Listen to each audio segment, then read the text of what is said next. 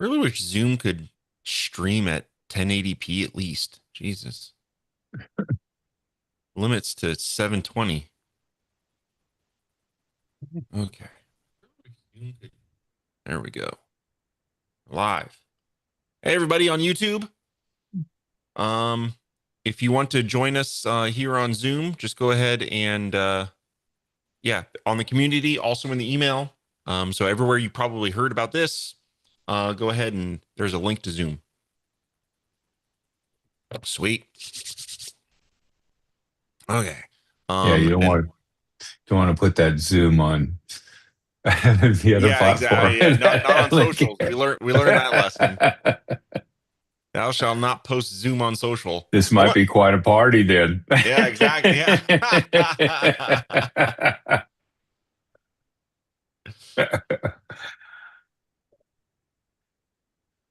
I literally just posted the official announcement for it like 2 minutes before I joined this. So Yeah, saw that.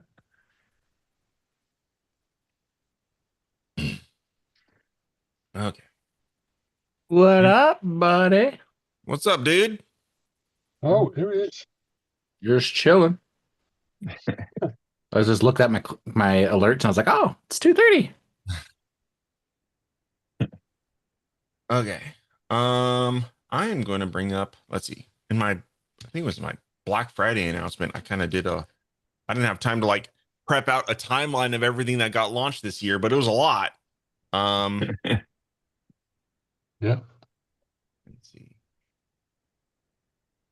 Normally in my Black Friday thing, I think I added like a whole list of everything that got shipped this year.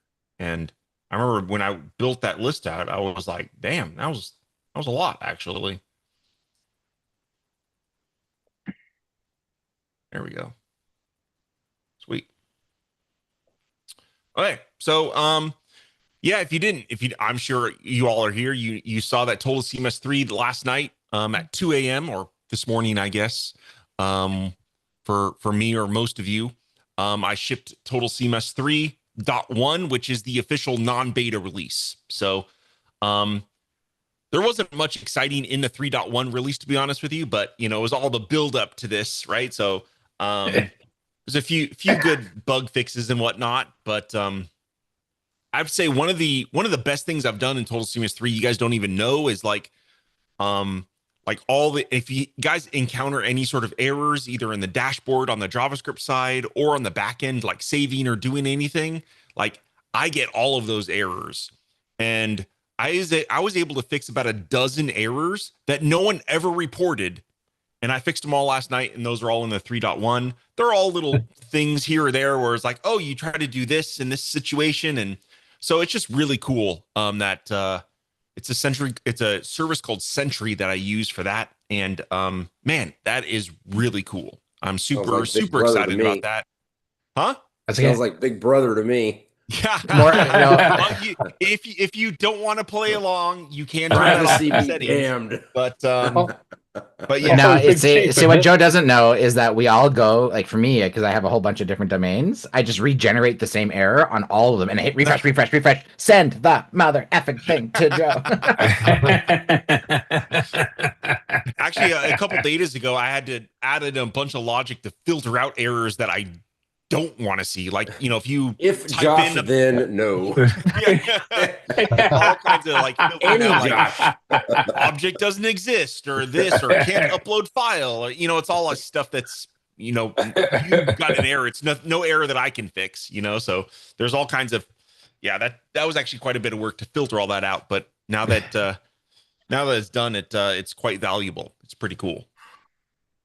Yeah, I had some crazy stuff I had yesterday where I was getting, so if I was logged in as the admin, some sort of logic I had would create a twig error. But if I'm logged in as a user, I wouldn't get it. And with the twig error, I'd hit debug. It would go to the debugger and say, no, everything's fine. So the debugger would say everything's fine, but then on the actual page, I could not load the page as an admin. It would give me all the twig and twig errors. So there was, so you showed me that error. I think you sent that to me. And of course he did. It wasn't a twig syntax error. from what I remember. So that debugger is really good at checking syntax errors. But your That's what I'm error trying to was say. It something. wasn't. It Yeah, wasn't it even wasn't a syntax error. It was something else. So over time, I can try to make that debugger maybe a little bit more elaborate or better. But yeah, right now it's pretty much like a twig syntax error thing. So yeah, They I'll had to make do it better. something with. It was something to do with conditionals. Yeah. It was conditional, so I ended up like cutting it all back, like wiping it all down, and then rebuilding everything, testing it with section box. I went that route, and then Mhm. I got to where I wanted it to be, and it wasn't crashing, so I was happy. Sweet. It's a whole different world when you're trying to deal with logic errors, isn't it, Joe? Yeah, exactly. It really depends if you have the brain for it, right? Because you're just like, I don't know what I'm doing. I'm just pressing all these, smash the keyboard. Are you a lion or a scarecrow today? You know? Yeah.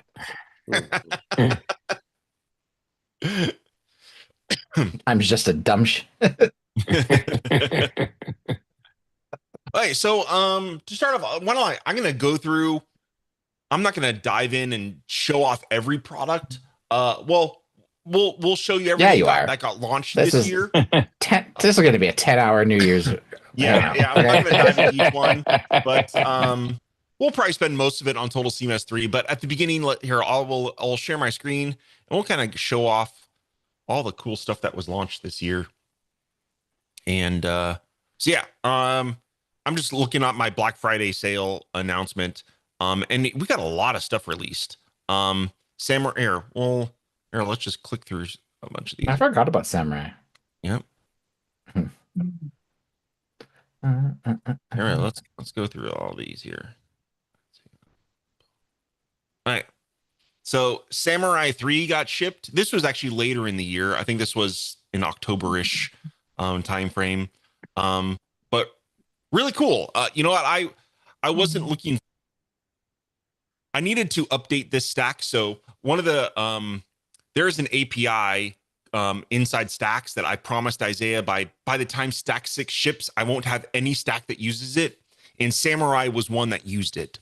And I was like, Samurai isn't at least before it wasn't a big seller. Mostly because it was a very specific effect.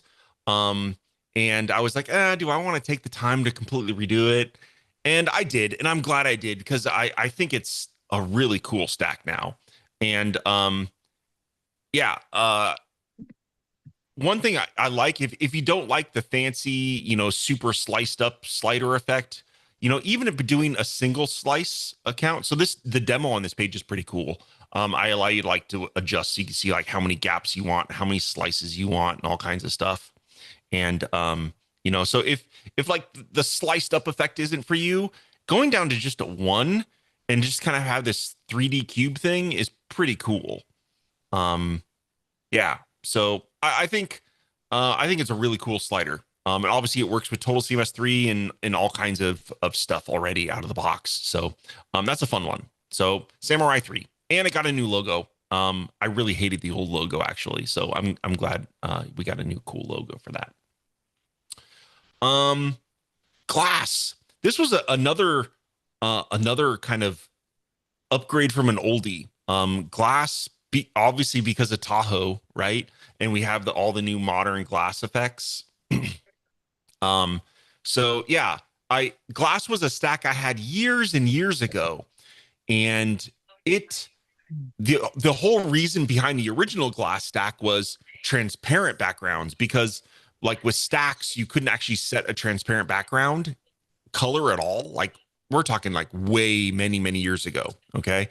And obviously we can do that now out of the box with stacks. So like Glass, it didn't really make sense, and I stopped selling it many years ago. And obviously the name fits because we wanted Glass, so we resurrected it.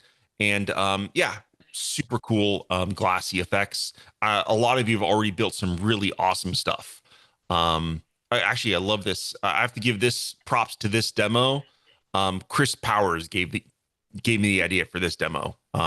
So yeah, in a menu where you just kind of the little hover effect, the glow follows your mouse over the items. Really cool effect, right?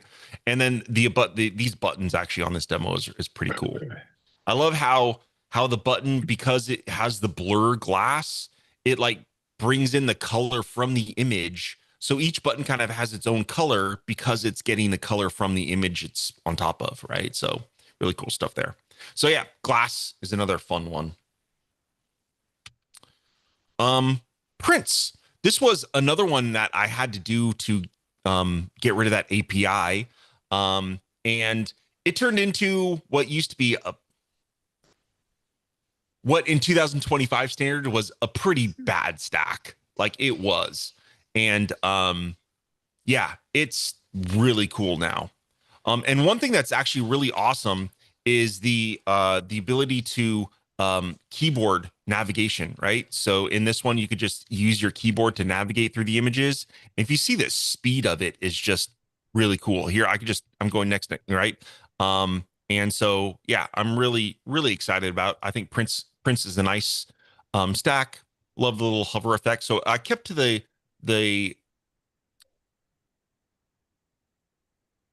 theme of the original stack, especially this one where it was kind of like you hovered over and it randomly kind of rotated and you click to open up, right? And yeah, I think it's a really nice, elegant gallery that is nice to use. So check out Prince. That was another good one. All right, we'll do squeeze and drip and drawers. These were released over the summer. These are our new accordion stacks. Just don't squeeze your drawers. Yeah, exactly. Yeah, drawers is kind of more simple, right? It has less options than Squeezebox does. But yeah, it's super simple. Just accordion that does things right. And Squeezebox it's the ultimate. Accordions, as many people here I think will attest to, if you want to style things properly, they take a lot of little tweaking, okay? And Squeezebox does it all for you automatically, right? For example, here in this, you'll notice when I close it, these corners here are square to make everything look like a big box. And when I open it, it rounds that off, right? So attention, like there's dozens of little details like that Squeezebox does for you all automatically that just make using it a breeze. And I think it's definitely the Ferrari of accordion stacks right now. It can do pretty much anything you'd want. And I think it's pretty slick. So yeah, check out Squeezebox and drawers. Drawers is, again, just the simpler implementation of it, not quite as many bells and whistles. Eclipse. This was, I should have looked up like how many of these, like the most popular, like which one sold the most this year. That would actually be kind of interesting to know. But I would be willing to bet Eclipse is up there. Okay. And probably because I think this one demo is just like, what? Yeah, I think the video in the background just kind of makes this little demo here. But Eclipse gives you the ability to have video backgrounds. Now, the original Eclipse version was only like site backgrounds. It only did backgrounds for your entire site. But now you can just do backgrounds for anything, right? And it does video as well as slideshows. Okay. And there's a full screen demo here that's pretty slick as well. It's kind of show you how you can still use it for a site background if you wanted to. There we go. So yeah, Eclipse. Oh, and it does like these little overlay images. And this one's kind of funky where it actually doesn't even use images at all. It uses colors. And if you notice, it's just using a slideshow of colors in the background. So kind of an interesting way to handle that as well. So really fun. Eclipse is a good one. I don't know if it's the top selling new stack of this year, but it's definitely one of them, I think. Fit text. This one got a really nice update, actually. And I know a lot of you here really love this because it allows you to dynamically size text or, big headers to fill up an area. Okay. Super simple, but it's kind of a hard thing to do without something like fit text. So yeah, here's another really cool demo. Actually, I really liked this demo where, if you see it, it kind of creates I guess is image is like a text, or I'm sorry, text is an image sort of thing. It's not. This is actual text, but normally like something like this, where you can guarantee this layout no matter what, and have the text respond to the size, is pretty cool. So yeah, fit text is really really awesome at that. All right, the next two we'll go through really quick: PDF embed, PDF Pro. Actually, I would think this is actually surprisingly probably the top new stack of the year. I'd be willing to bet that PDF embed and Pro, those are probably the top sellers of the year. Obviously, a lot of people love embedding PDFs. So yeah, it's a PDF viewer, right? And a lot of people want that, and a lot of really nice features. You can cut in it with Pro. You can customize the colors and all kinds of other stuff in it. But there we go. Okay. Feeds API, definitely probably didn't sell a ton of these, but there's a couple people that bought it that have actually done some really cool stuff with this. And this allows you to build your own APIs using feeds as the backend. So like you can have your own API powered by a CSV file or a database or whatever you want, right? And some people have built some pretty slick stuff with this. So yeah, glad I got this. I think it's going to be really great for people in the future that need something like that. Oh, I forgot Pi 2 was shipped this year. That seems like a long time ago, but oh man, yeah, I forgot. We got cool charts and stuff. I eventually was going to create an entire chart stack suite or suite of stacks that has more charts than what Pi does here. But yeah, I forgot about Pi 2. That was a nice update this year, especially this charts thing is very super fancy. And all kinds of other Pi stuff, you know, all the same Pi features that are pretty cool. We're not going to dive into that, all of that. Elevator. I wonder, this might be the first one of the year, the first ship of the year. This used to be a free stack. And yeah, it's paid for now. And it just adds this little button down at the bottom here. Click on it and it'll take you up to the top. Uh-oh, what happened? Something's covering it. As I scroll down the page, something. Oh, interesting. It only works when I'm inside the demo area. I must have something else covering it once I get past the demo area. Interesting. Huh. Never even noticed that. Okay. Works for me. There you go. Yeah, Elevator's a great little stack if you have a huge long page. So cool. There we go. What was just curious, everyone here, what was your favorite stack of the year? Out of what I showed and or whatever else. Anyone want to speak up? What was your favorite stack of the year? Or maybe you picked up something that wasn't even released this year, but you never used it until this year. I know there's a couple new Foundation 6 users in there, so I don't know. Maybe that's your new favorite one. Total CMS 3. I was going to say.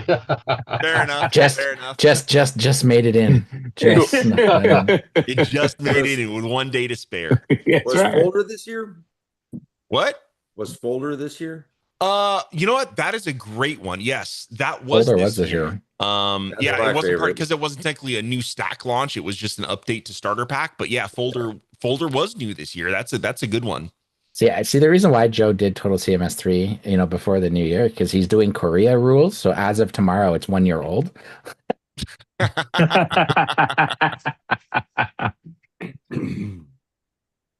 Yeah. Are you suggesting he's going to go a whole year without an update, Josh? No. What I'm saying is in Korea, if twins are born, right, or anyone's born. So, for instance, two twins, twins were born. One was born on the 2025, and one is born in 2026, right after midnight, right? Korea, the way they do age is the one that was born in 2025 before midnight. As of the next day, they're 1 year old.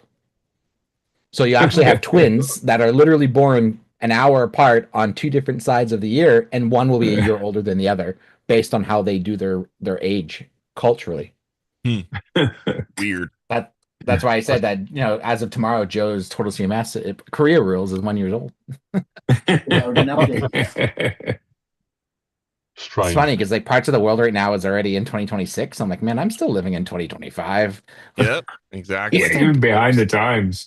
Behind the times, man.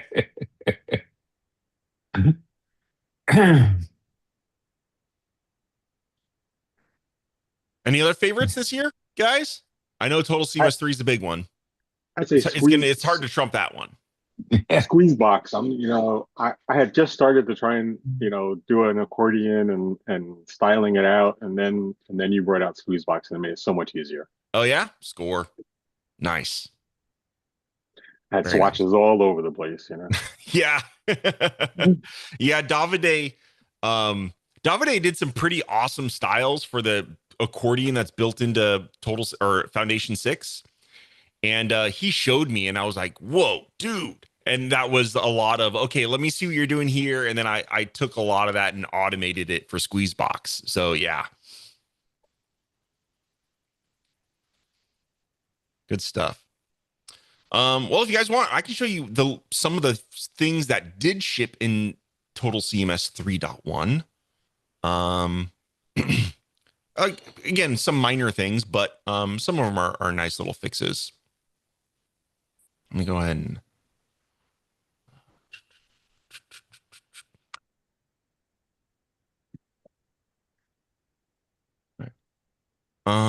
okay. So inside of which one has, let's go into this project here. Oh, what project is going to open? Oh, I don't want that one. One second. I want this project.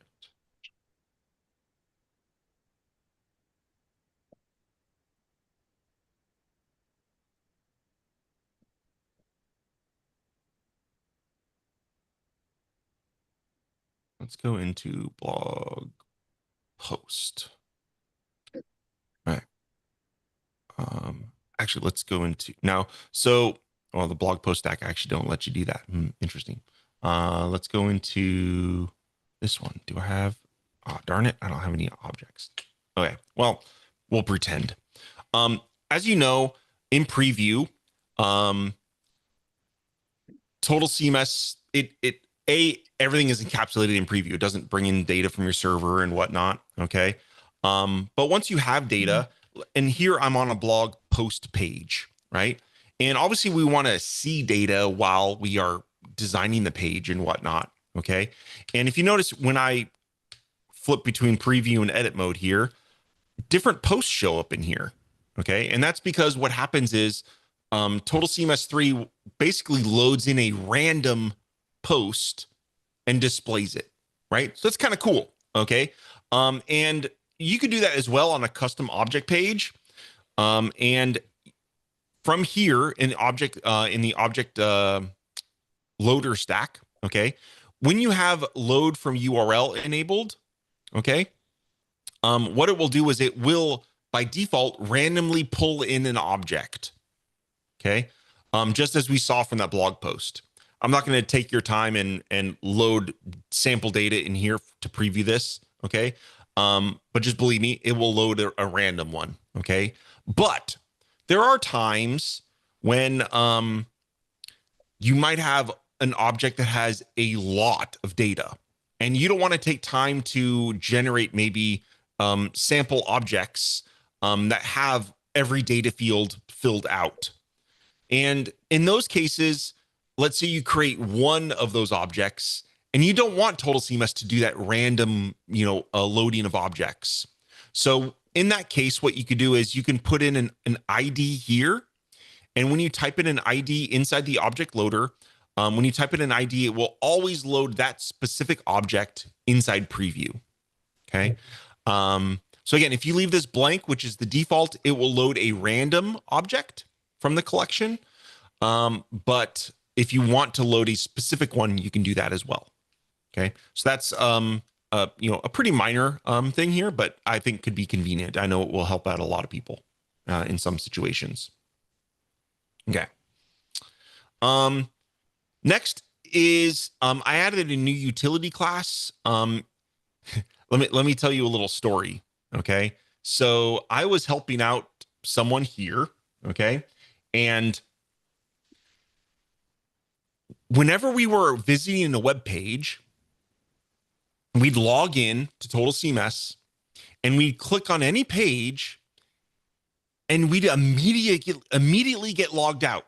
Like it was just like it was maddening. It was like, what the heck is going on? Like I log in, I just refresh the page and I'm logged out.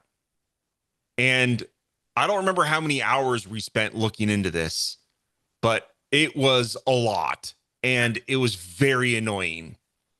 And what it turned out was there is a probably little known feature in Foundation 6. Here, I will share and show you. Okay. And it is called prefetch links. Okay. It's inside site styles. Let me just add a site styles in here. And there's this prefetch links stack. And what this stack does, okay, is to help make your website more performant. Whenever your page loads, it looks at every link on the page and it loads it in the background so that if a user clicks on it, it will load that page a lot faster. Well, the way logouts happen in Total CMS is you just link to a logout API. So what happens was you were logging in and this prefetch link was on the page and it was prefetching the logout URL and automatically logging us out in the background.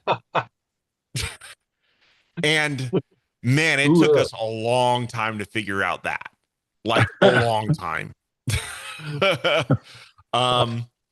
So what I've added in this update, okay, is a utility class that you could just call, you can add cms.logout or cms-logout to anything.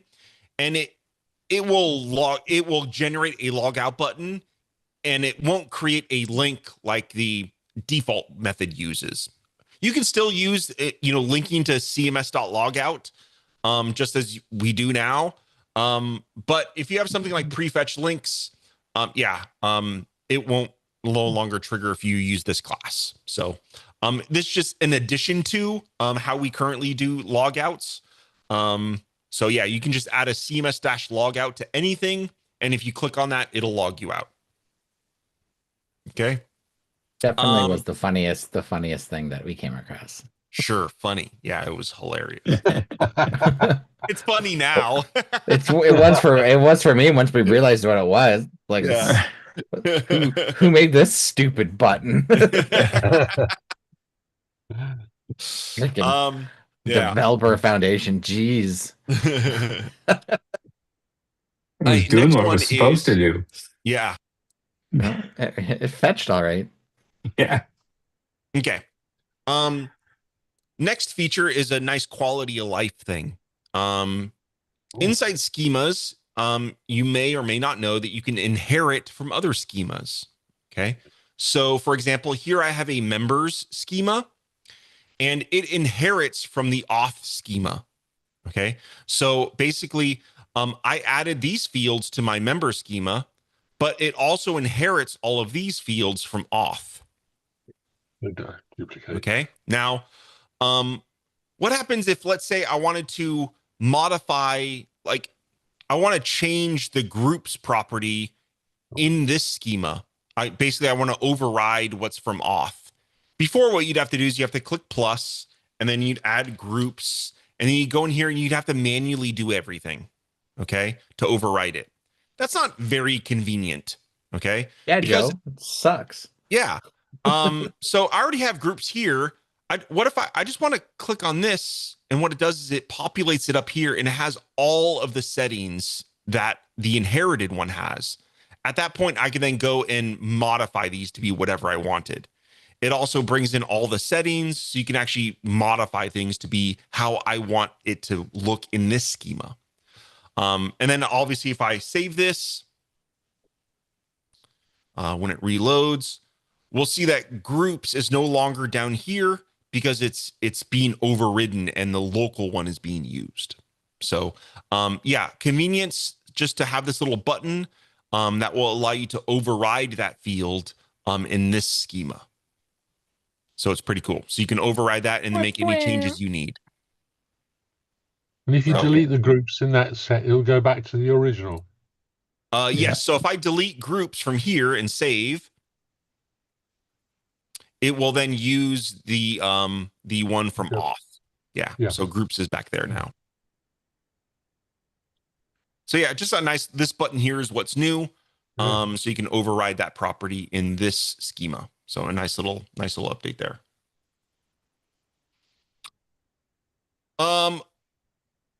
A bunch of some other fixes that came from actually that Sentry thing that I was talking about earlier. Firefox drag and drop wasn't working. So we fixed that. The save animation, you know how you do the little progress and then the check mark comes in. That was broken in Firefox as well. So we fixed that. Copy to clipboard button.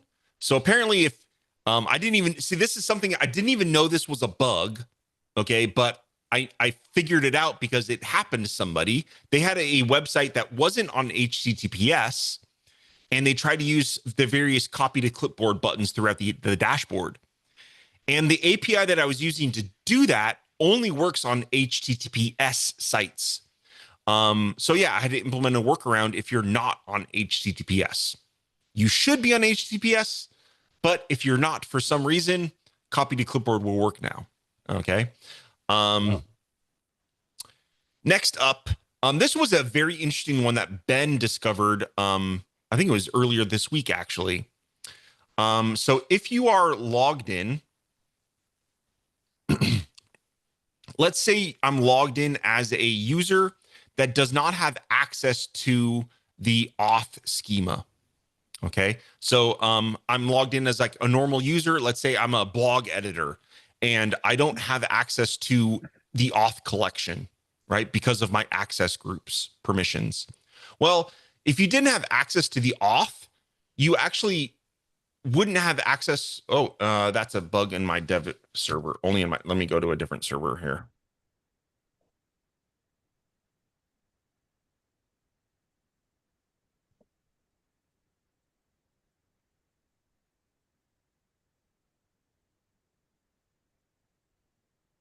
Okay. Let's go into here and edit my profile. So if I didn't have access to the auth schema or the auth collection, I couldn't edit my profile. So I couldn't change my name or my email or my password or anything like that. So obviously that's a bug, right?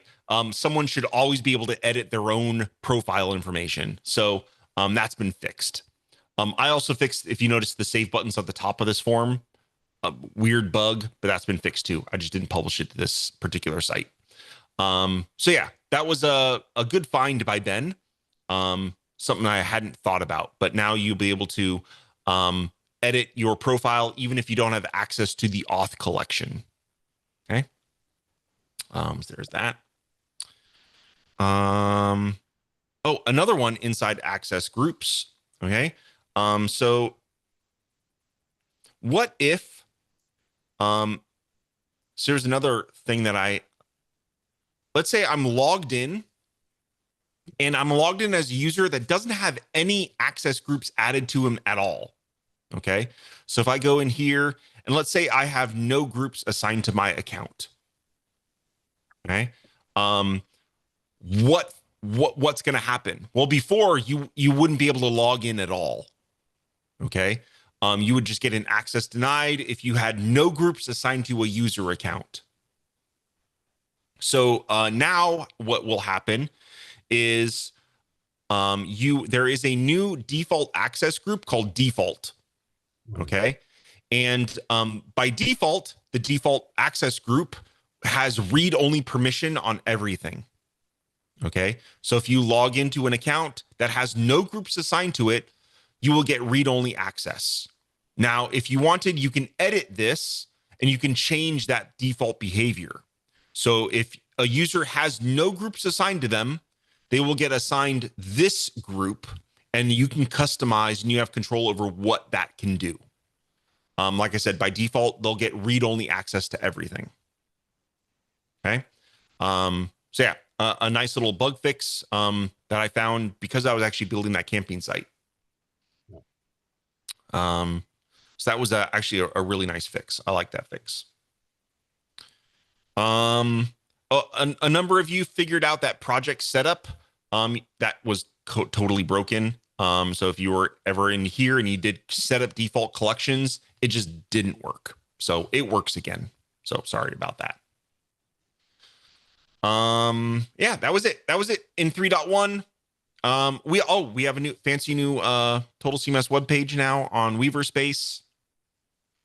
Eventually I will do a shorter sales video here. Right now I just added the Total CMS for Beginners video. You can purchase all 3 editions from here. You can also, if you don't have the latest version or if you don't have Total CMS 3, you can get it from here and download the trial. And at that point, you can actually purchase it directly from inside the admin area as well. You don't have to purchase it from Weaverspace. Okay, it's up to you. Yeah, listed out all the features. We have a fancy new the demo area kind of does more elaborate on the features and everything that we have. One thing I was kind of happy about is this, I thought it was kind of funny. So we have 15 types, 30 fields, 50 twig filters, and 0 database tables.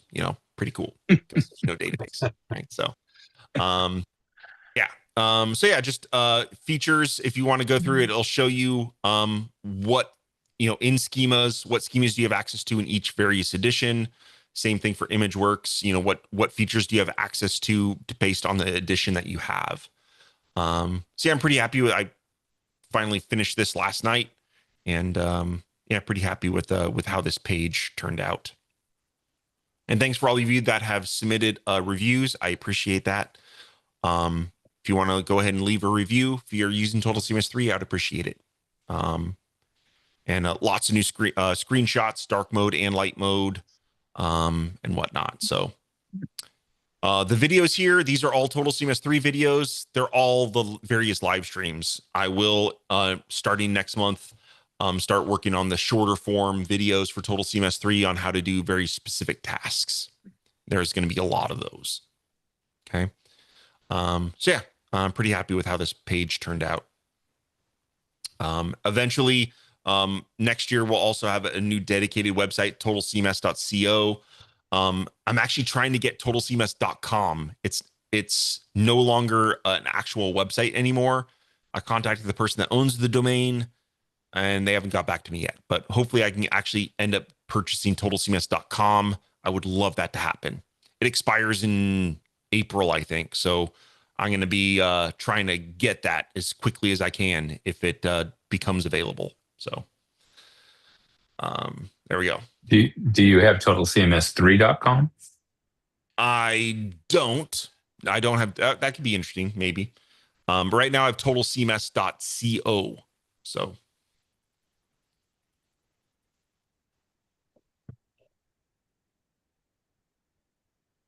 you could do something like finally it's here, totalcms3.com. No, don't. That's not kind. Waiting on stack6.com. yeah.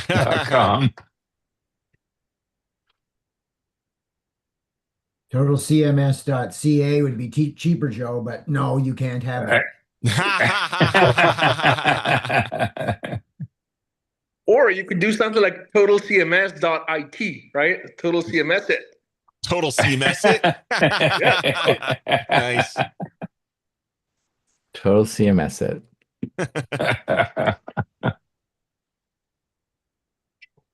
Who owns F.it? Who owns F.it? There we go.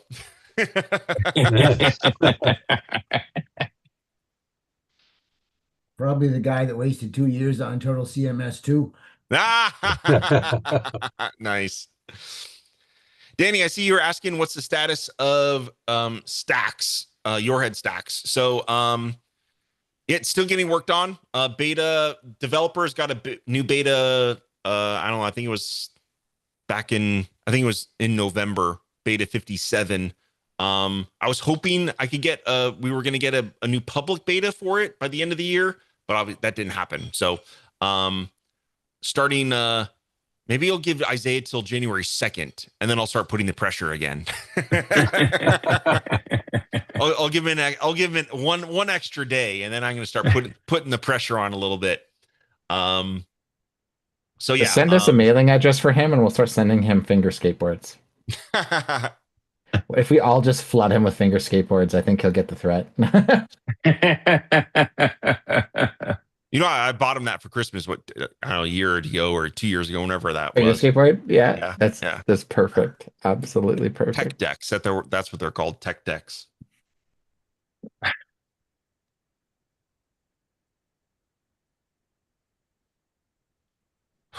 Anyone have any questions or anything else I could talk about? Or either Stacks or RapidWeaver or Total CMS or anything else? Happy to answer anything out. I just noticed you showed off the new default access group. Yes. So now everybody, if you don't specifically select admin, it's going to be a default. Yes. Okay, got it. Yep. Yeah, so it'll be default. Before, if you had no group, you got an access denied and you couldn't log in at all. Yeah. So now you'll get default, and it'll be read only by default, but you can customize that. So if you want to customize what collections they have access to, so if you want to make sure they don't see auth or something like that, you can customize that. That works also for the custom admin area, or is that a different thing? That should work for the custom admin area too. Yeah. Awesome. And I remember at some point, this might be solved or fixed like ages ago, but so if I create, let's say, a new access group, let's say publisher, whatever, mm-hmm. and I want them to have access only for the custom blog that I made, right? Yes. Let's say it's the articles collection. Yep. Can I say that access group will only have access to that collection? And will that work both in the default admin area and in my custom admin area? So in your custom admin area, if you don't want them to see something, then it's up to you to use a conditional that says if they have access to this or if they're in this group, show it or hide it, right? Yeah. So on the admin dashboard, on my dashboard, it will do it automatically because I baked all that in. But on your custom admin area, you'll have to bake in whether or not they see it. Now, the API should block them from saving if they don't have access, but it won't block them from seeing. That's up to you. Oh, okay. So seeing is up to me. And even if they log in and they're trying to potentially, via API, obviously, edit a collection that is not assigned to them, Total CMS will not let them. It should not let them. No, they should get it. Okay. They'll get an access denied error. Got it. Beautiful. Yeah. Obviously, it's better to, if they don't have access, just don't show them at all. But it's nice that at the API level that it won't let them save. Oh, yeah, totally. Yeah. Yeah, I made sure I integrated it at the access level so that even if you're in the dashboard and someone was like trying to guess the URLs to something, be like, oh, I can't see the auth collection, but I know it exists and I can type in the URL. It's not going to work. Awesome. It's not going to allow it. Yeah.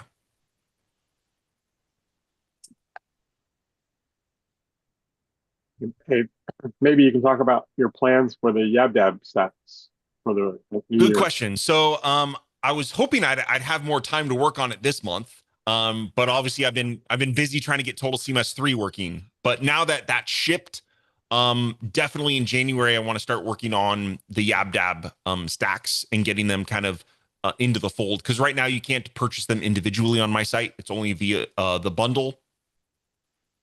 And actually, because of that, I'll probably extend the bundle at least probably until the end of January, since I wasn't able to dedicate much time to that this month. The form snap and pay snap stacks, if you have the YabDab version, they should auto update to my version already. Okay. So if you own those from YabDab, at least the latest version of them from YabDab, they should auto update to my version. The others, I don't know. It might not be possible. You might have to. I'm not sure what I'm going to do about Date Snap and the other ones. They will. I don't know what I'm going to have to do. Unfortunately, YabDab, those were like he stopped selling those, so like, yeah, I'm still trying to work with them to see if I can get those to auto update. But that might not. That might be not sure what'll happen there. Okay, it would be nice to be able to auto update to my version. It might not be an option. I don't know. If you did buy the bundle, you will get access to the three of them. There's Corners and Photo Pile and what's the other one? Kicksnap, I think it was. Was it Kicksnap? Photopal, Corners, and Kicksnap. Yes. Those. What are those? They're quite old actually. And actually they're actually I think they're kind of nice actually. I think they'll be nice to have. Here I can show you. Let me open up my YabDab project here.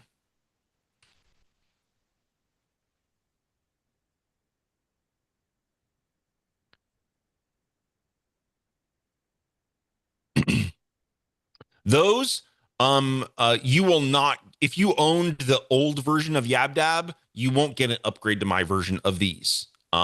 Because I literally have a lot of work to do to get them to be functional, and up to my standard. Yeah, if you like these stacks and you have the YabDab version, great, you can keep the YabDab version, but you can buy my version when I release it. Okay. But if you buy the bundle, my version will be included with the bundle. And those, if you bought the bundle, those download links don't work yet, but once I ship them, they will. Okay. So here's Photopile. It's just a pile of, of basically, and it just dynamically creates a pile of photos. I think it's interesting. I think I can make it better than what this is. But I like the concept of it. I think it's interesting. I think this layout could be useful for some sites. All right. Corners. This one is purely basically a button that's at the corner that shows a little announcement. All right. And you can customize what corner it's at. So it's pretty simple. And I like it. I will completely update it. The settings are horrible in it. So I'll completely update it and kind of make it up to my current standards, and we'll have this. Okay. Actually, my plan is, if you guys have ever been on Weaverspace, actually, it's actually gone now. There used to be down at the corner, there was like a little thing, and I would use it mostly to show off the deal of the week this week or something like that. It was like a little advertisement. Well, that's kind of gotten buggy, and so I removed it from Weaverspace actually in the past couple weeks. And I plan on using this to like display deals of the week and stuff like that. I think that'd be really cool. So trying to make some dynamic content, maybe integrated with Total CMS or something like that would be interesting. So I'll look into that. But yeah, I think Corners is pretty nice. Kicksnap. This is essentially, it's kind of like an off canvas but it's a form. So it allows you to have just basically a form baked inside of an off canvas. And that is only a form, nothing else. It's only a form. So okay. Yeah. It has some interesting style capabilities. But yeah, it'll be interesting to see where I take this. Yeah. I don't know. Will it be a generic off canvas and with a little form? I don't know. But yeah, it's interesting. But it essentially is just an off canvas form. Okay. Yeah. So that's what Kicksnap is. Okay. So yeah, does that answer your question, Steve? So yeah, hopefully I'll probably focus on form snap first, since I think that is the most widely used. And make sure those are kind of updated and fully integrated into my system, and so that I kind of understand how I'll be honest, I still have not even had time to use and create many forms with form snap. So I have to learn how to use it as well as, obviously to support it and make it even better. So yeah. Any questions or concerns? All good. Okay, cool. I think some of those little ones like the kick snap and whatever might be good in when Stacks comes out and you have themes other than Foundation and whatever, and then you can Yeah. Yep. put those Yeah. things in those. Mm-hmm. Yeah. Yep. Usable in those places. Definitely. Yeah. I agree with that. Yeah, to give you like an off canvas when you don't have Foundation to have an off canvas. Yeah, definitely.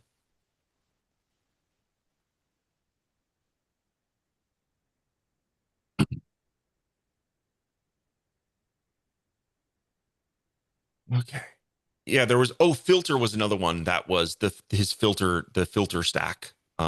We can here actually, you know what? Funny enough, I was rebuilding the camping website in Total CMS 3, but if you go to their existing website,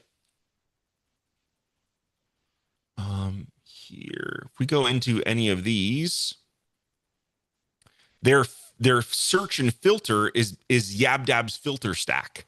So like if we were to search by, campfires, here, there it goes. Now it's limiting down. So you see it, as you click these, it dynamically filters things on the grid. So this is all done with Yabdab's filter stack. Well, now it's my filter stack, but yeah, there you go. That's how we can, that's an example implementation of filters. And that is integrated with Total CMS, right? Well, now, so this is their current site. I'm not using that now in Total CMS, and this is their new site. I have it over here. Now, what's different with Total CMS is it doesn't happen dynamically, right? So if I were to, click on any of these filters, I have to actually explicitly say filter. Whereas in the filter, it's kind of doing it dynamically on the fly, right? So that's kind of why on this page, when I built this page, if you notice, this search button is disabled, and then as I'm changing things, my search parameters, it then kind of becomes more apparent that, hey, you need to redo your search, right? And that returns 0. But anyway, so yeah.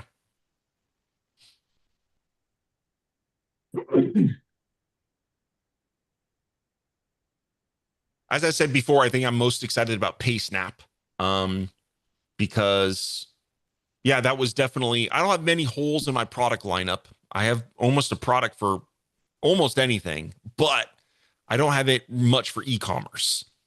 I have my PayPal stacks, but those are like maybe good for like donations or something like that. But like building a full e-commerce site with my PayPal stack is not great. Okay, I wouldn't recommend it. But PaySnap is nice. It has a shopping cart, and it has a good checkout service that uses both PayPal and Stripe as checkout engines. So, yeah, I think PaySnap is going to be really great. I think integrating that and, getting that working with Total CMS 3 could be a huge game changer. I'm really looking forward to that. Yeah. I don't remember. Does PaySnap feature a cart? Do they have a cart? Yeah. Yeah. Here. Yeah. I have a demo of it. I think it's on this. Yeah. So here you can say add to cart. Has a built-in cart. You can add multiple things to the cart. And then obviously you can view your cart, and then you can check out with PayPal or pay with credit card. One of the first things I will do. The same as VibraCart Pro. It's exactly the same. Oh, really? No, it doesn't. It looks so much better. Probably one of the first things I will do once I go through and clean up the code is I will remove this powered by PaySnap 3 thing. Like that I don't think that's cool. Like yeah, that shouldn't be there. So anyway, yeah, that'll be one of the first things removed. You mean you're not going to put a banner in the bottom corner that says powered by Total CMS 3? Still powered by Joe Workman, even better. Powered by Total CMS maybe 2 I'm a stupid disappointments. businessman, but the user part of me says, you know what, I would hate that as a user, so I'm not going to do it. Oh, you mean you're not going to put I'll powered never by be a multimillionaire. You're not going to put powered by Total CMS 2 disappointments? Oh, nice. So anyways, I mean, yeah, PaySnap has a lot of other, like you have the select options and, these, radios, you can actually have different options to change the price and whatnot. So, yeah, it's nice. Again, this is all I know about it. Obviously I need to learn how to use it and whatnot as well. But I think it has great potential and I'm looking forward to it. Joe, Danny's got a couple of interesting questions in the chat that you might want to address. Oh, thank you. Let's see here.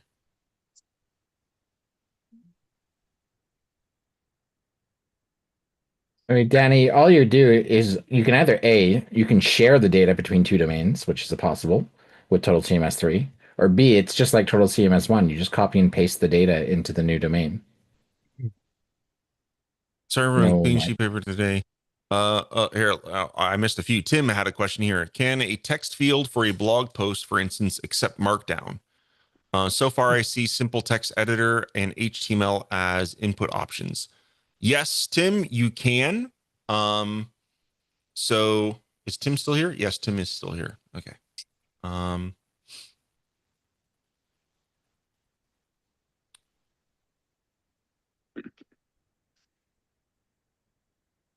Okay, let's go into.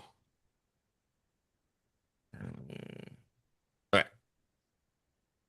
So we're in a blog, and what Tim is asking is by default the blog editor for the content or summary as well is a style text editor.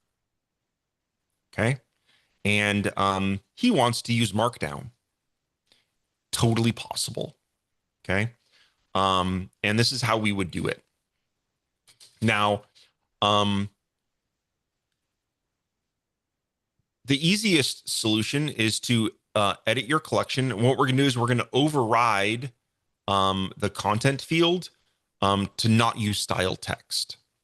Okay. So inside of when you edit your blog collection, now one thing I would say is probably the where people would think is, oh, I'm going to go into the blog schema and change the content in the schema to be, instead of style text, I'm going to change it to text area, but you can't because the blog schema is locked. It's a built-in schema. You can't edit that. Okay. So one option would be to create your own blog schema. You can duplicate blog or inherit from blog. Okay. And then you can override. That would require Pro though. Let me show you what I mean. So you would do, let's call this MD blog, okay, for Markdown blog, okay, and let's go ahead and we're going to inherit from blog, right? And let's just save that. So now I have a new schema called MD blog that inherits from blog. And what I could do is I could be like, hey, instead of content, I want to override that. And then I want this to be, instead of style text, I want it to be a text area. Done. At that point, let's save that. Okay. And then we're going to create a new collection. And I'm going to create a new blog called Markdown blog. Okay. And the schema is going to be my MD blog schema. Right? And let's just save that. now if I go into here, let's go ahead and create a new post. If we look now, my oh, where's the content? Oh, it's up here. Not sure why. Oh, okay. But here it is, a text area. Okay. So you see it's no longer style text. It's a text area. And then I can type in my markdown. Okay. Now this is essentially plain text. Now to display this on the content side, you'll have to use Twig and do, I'll just show you an example here. Wherever you're going to put this, you're going to put, post.content, and you're going to do pipe markdown. Okay. You're not going to save this in your post. This is what you're going to put inside your RapidWeaver project. Okay. Tim. So whenever you want to reference post content, because post content is markdown, we need to send it through the markdown parser. Okay. And that's how you do it. Okay. So, and then this will take the markdown, it'll turn it into HTML, and it'll display it on the page as HTML. Okay. Hopefully that makes sense. Now, what happens, that's all great. And I think that's a really elegant solution, but that would, to do what I just did, create a custom schema that inherits from blog and then create a new collection that uses that all requires Pro. Okay. How would you do this if you didn't have Pro, if you had standard? Okay. It is possible. Okay. And that's where I started. We're going to edit my blog collection. Okay. And at the very bottom, we have something called form field overrides. And what I want to do is I'm going to override the content field. And the content field, I want to make it a text area. Okay. So at that point, when I save this, for every object in my blog collection, that content field is now going to be a text area instead of a style text. So if we look at, here it is here. Now it's showing, because this was style text before, it's showing you HTML, but you could then type in markdown in here and then do what I just showed you before, right? So that's another way of accomplishing it. And this approach will work in standard as well. So if you just want to customize the type of form field, you can do that by overriding it in the collection. Okay. Let me see if in the chat. Hopefully that made sense, Tim. Okay. Oh, there is. Yeah, thanks, Jay. Perfect. I mean, the reason I asked is that I implemented a blog that was previously Total CMS 1, which had markdown there. Yes. But I couldn't simply cut and paste the content. I had to export it to my text editor, re-export it as HTML, paste it in, which is fine for me, but it's very slow. Yes. Whereas working in Markdown is fast.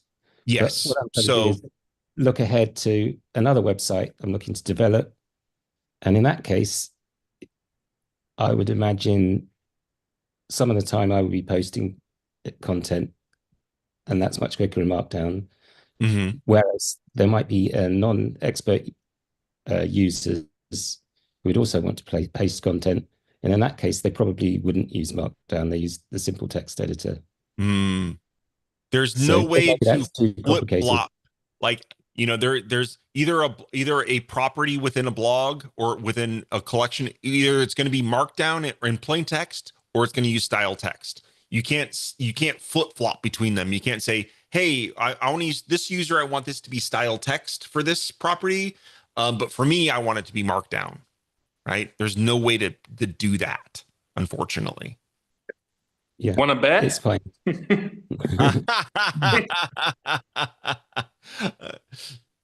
I guess if you're using a custom admin area, you could probably put something like that together.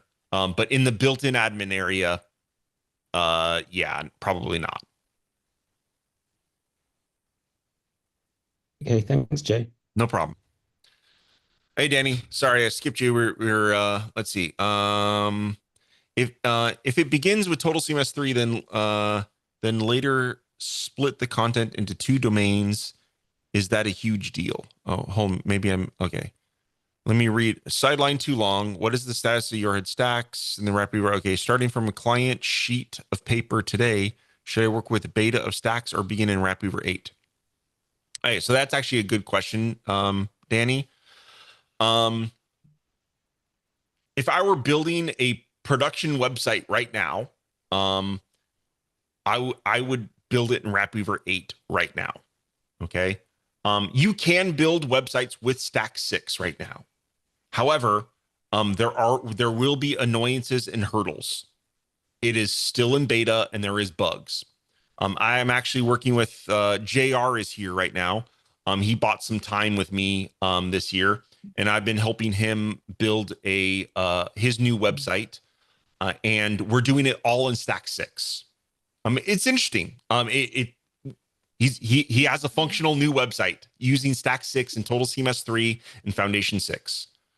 But there are some little annoyances and hurdles that you have to jump through. Like, hey, this part isn't really ready yet, or there's some little quirks in the UI. You have to do this to get it to work properly, right? So it is possible if you really want to, go forth and use Stack 6. It is possible right now. There are just some little road bumps that you'd have to deal with. Okay. Whereas using RapidWeaver 8 and Stacks 5, I think that combination is more stable right now than it's ever been. How long will that be? I don't know, right? Maybe Apple's release next year after Tahoe. Maybe that'll break RapidWeaver. Who knows?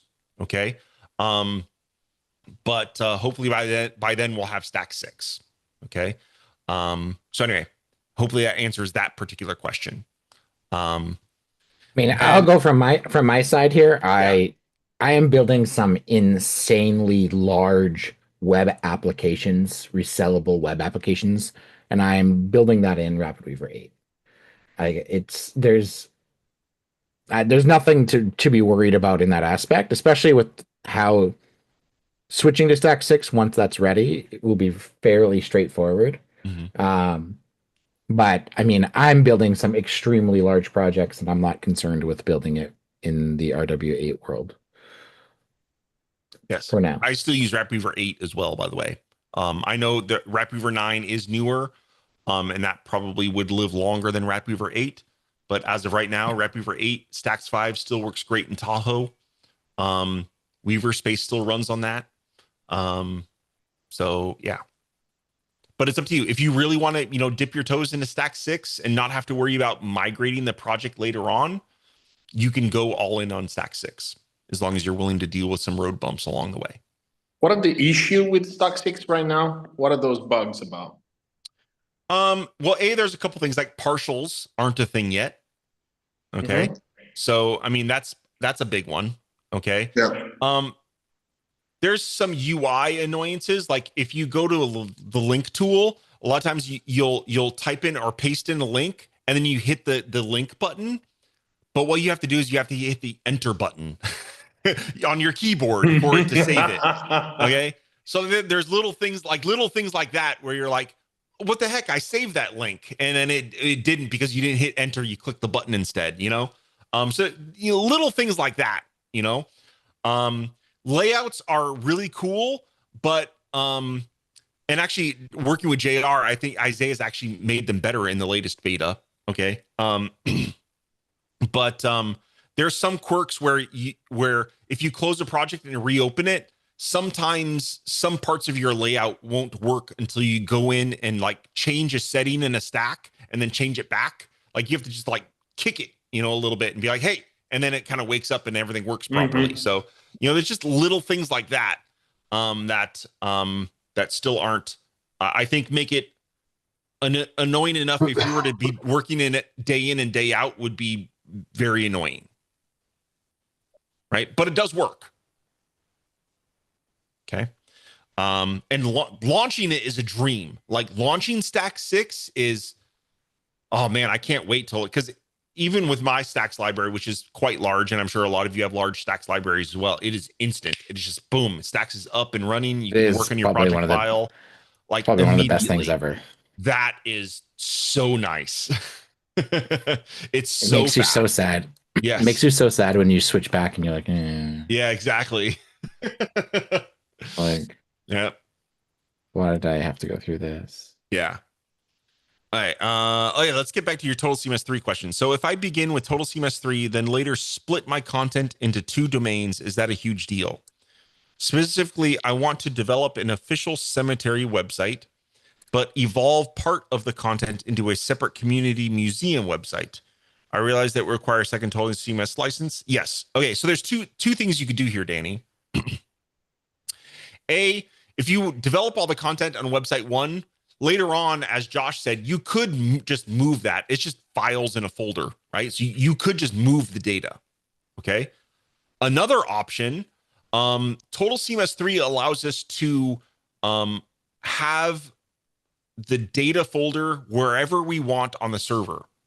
So what that means is if you have 2 websites on the same server, they could access the same Total CMS data folder. However, both domains would still need to be licensed. Okay, but they can share the same data. So that's a pretty cool thing as well. So if you do have data that is shared between multiple sites, you could actually have that data saved and utilized on both locations. Okay. Sweet. I get thumbs up with the moving Apple camera. Where's my thumb right now?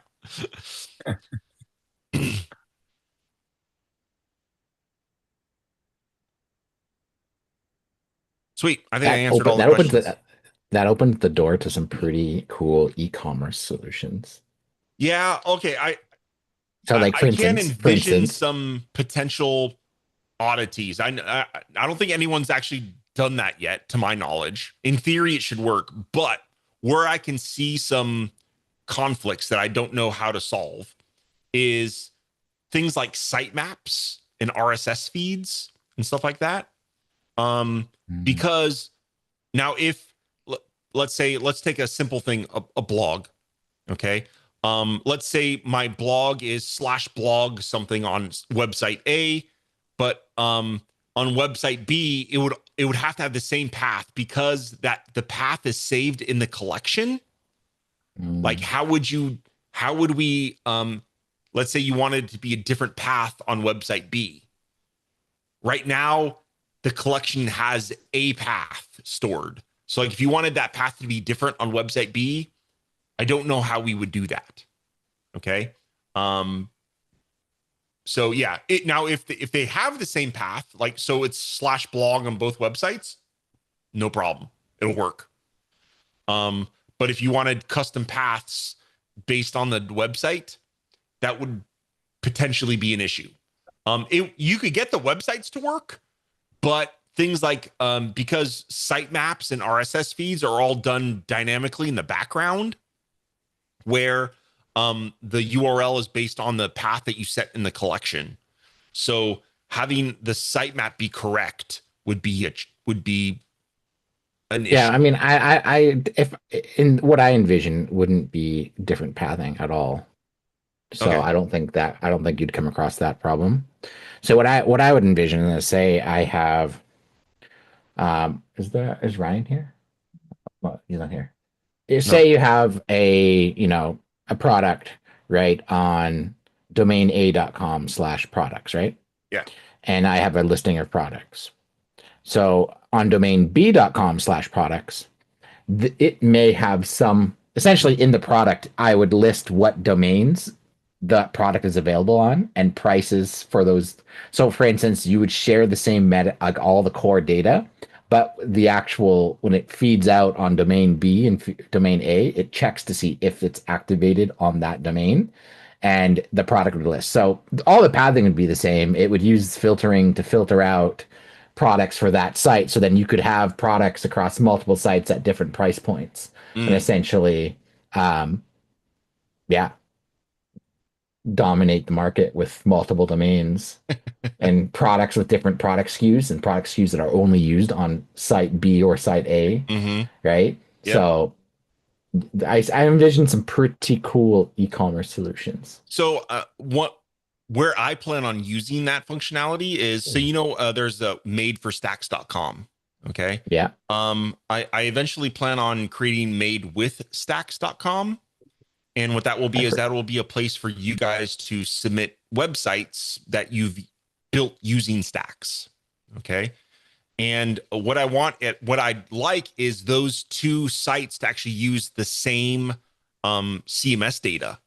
And the reason is if a stack is on madeforstacks.com, you should be able to reference it on Made with Stacks. So you could be like, hey, I used all of these stacks to build this website.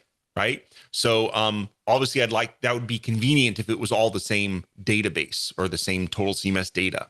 So that's one place where I plan on, utilizing that so that those two sites can reference the data that way. And maybe even with madeforstacks.com, you could be like, hey, look at these sites that use this product. Right. And then it can reference the sites on Made with Stacks. So yeah, pretty cool. I think it's going to be fun. So too. Joe, in the old days, I used to be able to make a subdomain using the cPanel on the notorious host I had before, but now I have a better site host situation. How do I make a subdomain? Or do I? Create a new application. Yeah, just create a new application. That's it. Create a new application. And then you just put the domain as the subdomain, like the full domain. Subdomain.domain.com. That's it. Main domain / subdomain is the name of the new application? Nope. Not here. Okay. No. It'll be subdomain, like it'd be josh.billburden.com. Like you're just literally writing it out as the domain is. Perfect. I missed that I would go back that far in the application world. Thank you. Here, I'll show you. And what's really cool is you can host subdomains without ever hosting the primary. Yes. Which is cool.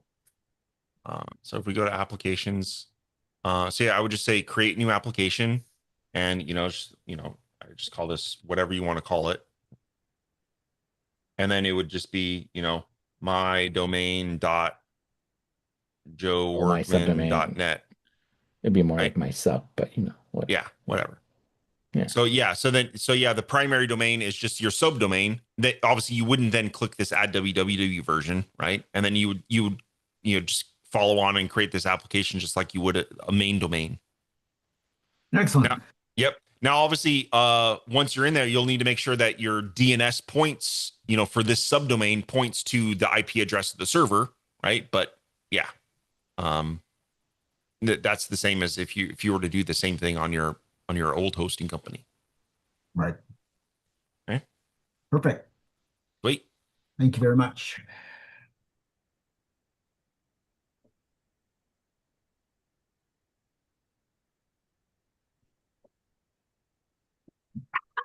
Another new thing that happened this week was community got a nice little update in that we have a nice new sidebar that has more useful information, right? So before the sidebar only had the leaderboard, but now it'll display the latest, the hangout this week. It'll display the deal of the week. It displays the last number of live streams, so you can kind of go through and see the last number of live streams.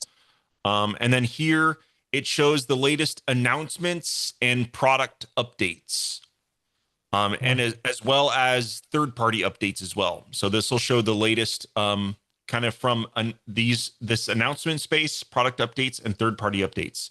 It'll just list them, the latest, I think 5 or 6 or something like that, chronologically here. So that's pretty nice. And then we still have our leaderboard. And then you'll notice over here, I renamed general to be stacks. So this is where you can go for stacks.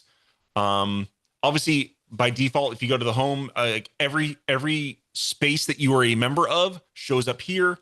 But let's say, like if you're not a member of Better Site Host, I mean, then you won't see these posts unless you go into Better Site Host. So now there's a Total CMS 3 space, stack space. So yeah, if you're not a part of, eventually I think I'm going to add everyone into Total CMS 3. But if you're not, there's only 73 members at this time. But yeah, now that it's officially shipped, if you want to go ahead and join, there'll be a join button here. And then if you join it, then all of the posts from there will show up in your home feed. Okay. Yeah. So I reorganized some of the spaces. I moved brain bites and useful tools down to resources so that this little community section is a little smaller. And it kind of, you know, I think it makes more sense now. Another thing, if you're if you're logged in, you probably won't see this unless you explicitly go to it. If you log out, this is what people, if you visit the community without being logged in, this is what you'll see as the homepage now. So you'll see the little recent discussions and popular, and you'll see the events and live streams and announcements and all that jazz. So a nice look. So if you ever logged out, or if you're a new user, this is what you see as your first homepage until you're no longer considered a new user. So yeah, there we go.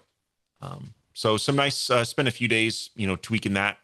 And I'm pretty happy with the changes. I think that having this information in the sidebar will be more beneficial. Oh, and also in Stacks and Total CMS, on the sidebar, I added just some useful links as well. Okay. So if you want to go to, you know, these various places, Total CMS has less links, but yeah, there we go. So there's links in each space that are kind of helpful. The general queries will be done in your home. Yeah. So yeah, if you go to home and you click on here, you would by default, it should default to the stacks, and that's probably just where you're gonna, you know, post. So it'll be in the stack space. Okay. Okay. Or if you know, if it's a post that's for fun or something like that, then you can post in the pub, right? I posted my World Cup website in the pub. So, yeah. And if I notice a post is in the wrong space, I do move them, by the way. So if you've ever wondered, like, hey, I posted in Stacks, but I moved it to Better Site Host or so on and so forth, I do move posts if I realize that they're in the wrong place. Yeah. Am I the only one that has trouble with the private messaging? What problem you having?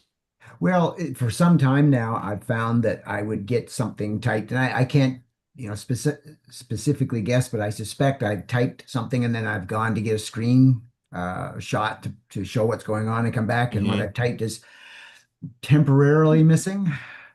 I have noticed that, yes. The way I have seen, and I reported that just a couple days ago to them, and what I noticed is if I refresh the page, which seems scary because you're like, I don't see my content, but if you refresh, like your content's magically there again. I would have said that right up until yesterday when I wrote one of my most brilliant notes to you. It was just fantastic. Mark Twain caliber plus, and it's gone forever. I refreshed it. I even cursed Joe. I was unhappy. So yeah, there's something new there in my mind, and it may just have been a one-off quirk, but you might want to keep an eye on it. Okay. Thank you. Sorry about that. No, it was great. You might have even understood what I was talking about.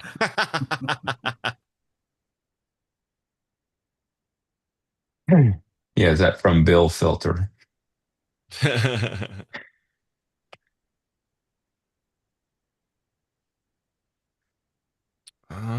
Let's see. Another thing I was gonna share. What was it?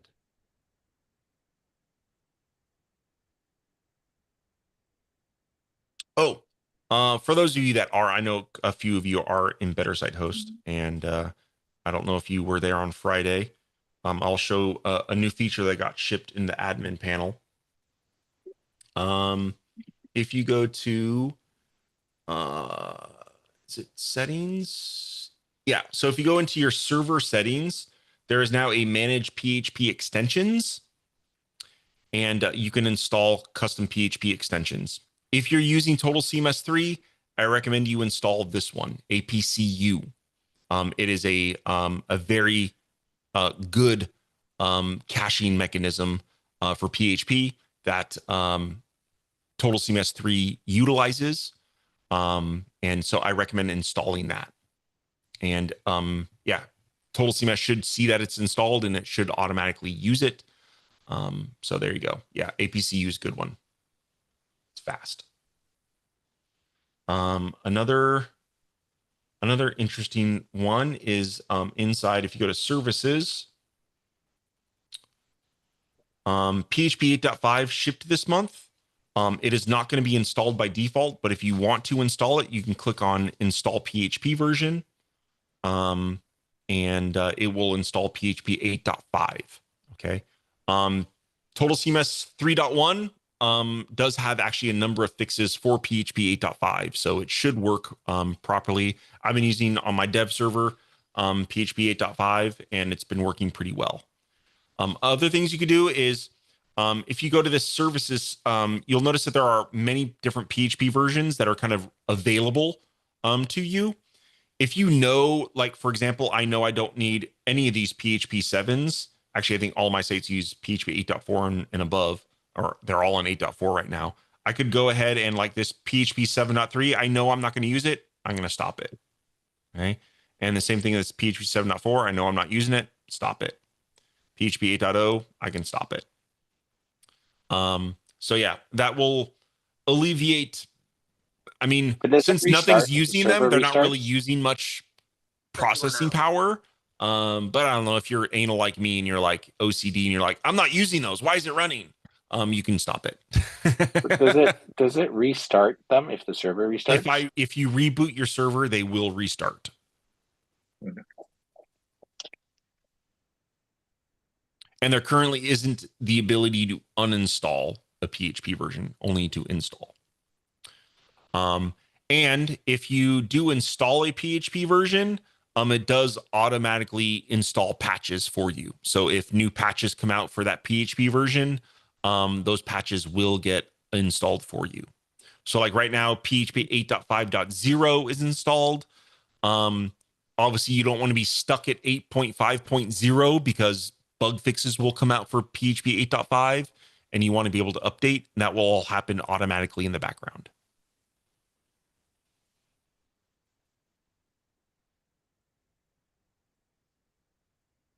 Can you control that in case you don't want it to auto update for a while? I mean, just kind of.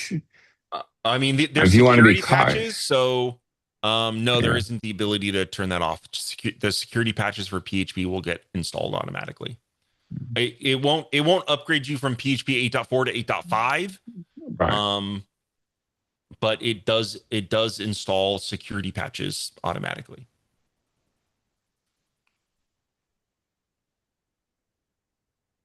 If I can say something about better site host, if any of you, well, this is a very weird, better this way.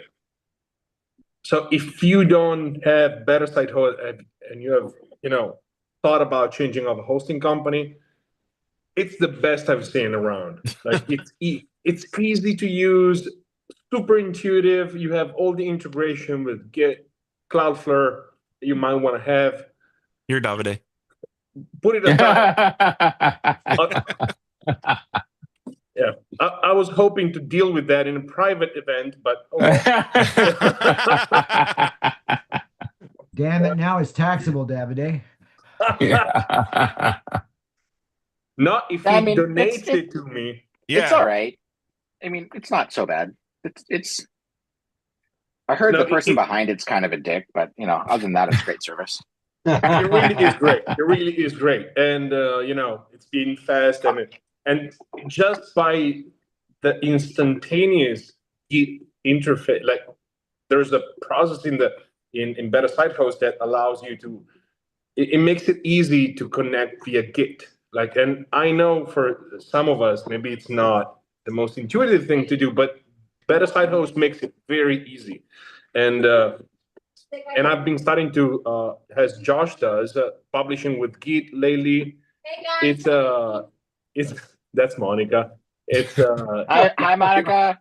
It's really awesome. It's really fast. You have version control.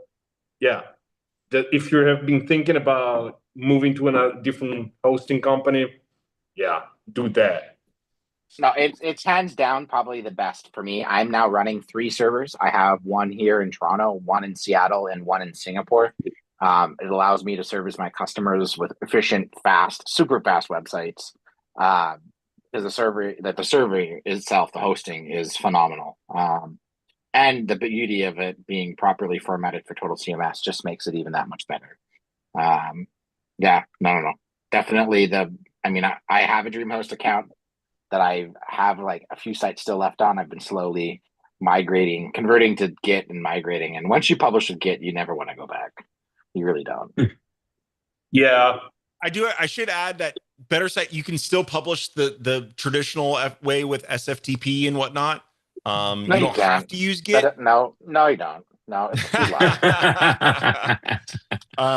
But you can do it now, but it's going to be discontinued in a few days. So. Yeah. Yeah. We will come find you, the workflow with publishing with Git is throat. so fast. Like it's just, it is fast. There's no more, let me publish and let me go get a cup of coffee. No, my favorite is, I publish an update and I'm like, oh shoot, I broke that. And reverting, like you just hit revert and it reverts the update, which is so freaking like. Yeah. Oh, Joe shipped a stupid bug, that asshole. Let me go ahead. Man, you literally I published it immediately and now my site's broken. What the hell am I supposed to do? You literally took the words out of my mouth. Thank you. That's so beta 11. It's like you heard me thinking.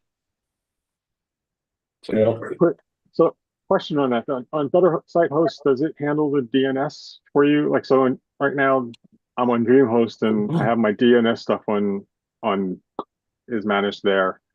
Do I have to move it to Cloudflare or something else like that? So yeah, I don't handle the DNS. So yeah, you would have to have DNS either with wherever you have your sites registered. Where are they registered with DreamHost as well? No, name.com. Okay.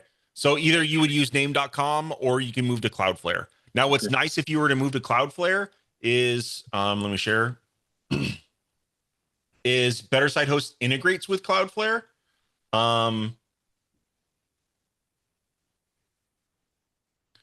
So let's go into.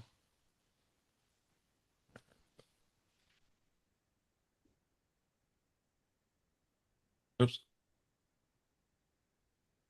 So if we go into, we'll see down here, like I can manage my Cloudflare DNS directly from inside BetterSite Host because it all integrates. And I can add new DNS records. I can edit DNS records. I can do all that stuff all from in here because of the Cloudflare integration. Okay.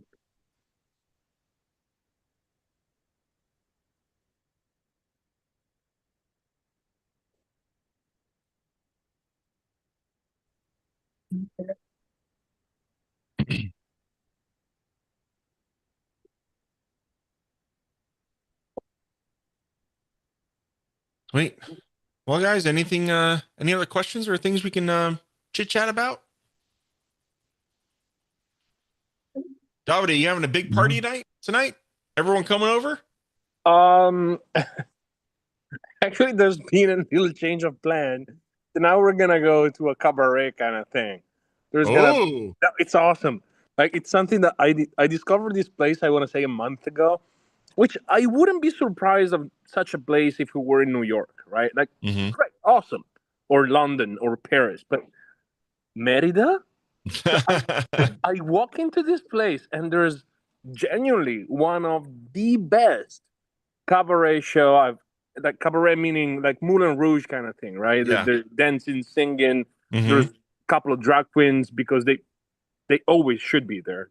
Yeah. And man, it was awesome. So awesome that I kind of booked like a night per month to go there already. So tonight we're gonna go there. I'm gonna bring there my Monica's mother. So I really want to see her face, right? With some friends. It's gonna be awesome. It's great. Excellent. What are you doing? So I don't know yet. I'll be honest. Don't know yet. What do you mean you don't know yet? It's in a few hours. Well, we made some plans, but it's like raining like hell now. So, and it was kind of what we wanted to do was going to be outdoors. So like, we're like, I don't really want to do it outdoors. So yeah. And we, a number of years we go bowling. And the bowling alley is like the disco bowling thing. It's actually quite fun. But I think my kids are over it. We've done it too many times, and my kids are like, I don't want to go bowling again this year. So is this because Dad cheats to win? I was suggesting to my wife that we go for a drive around the neighborhood and a little further and see how many times we can get breathalyzered.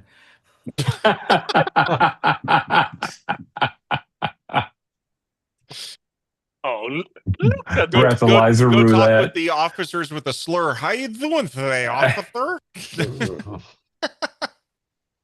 Look, I used to be that man.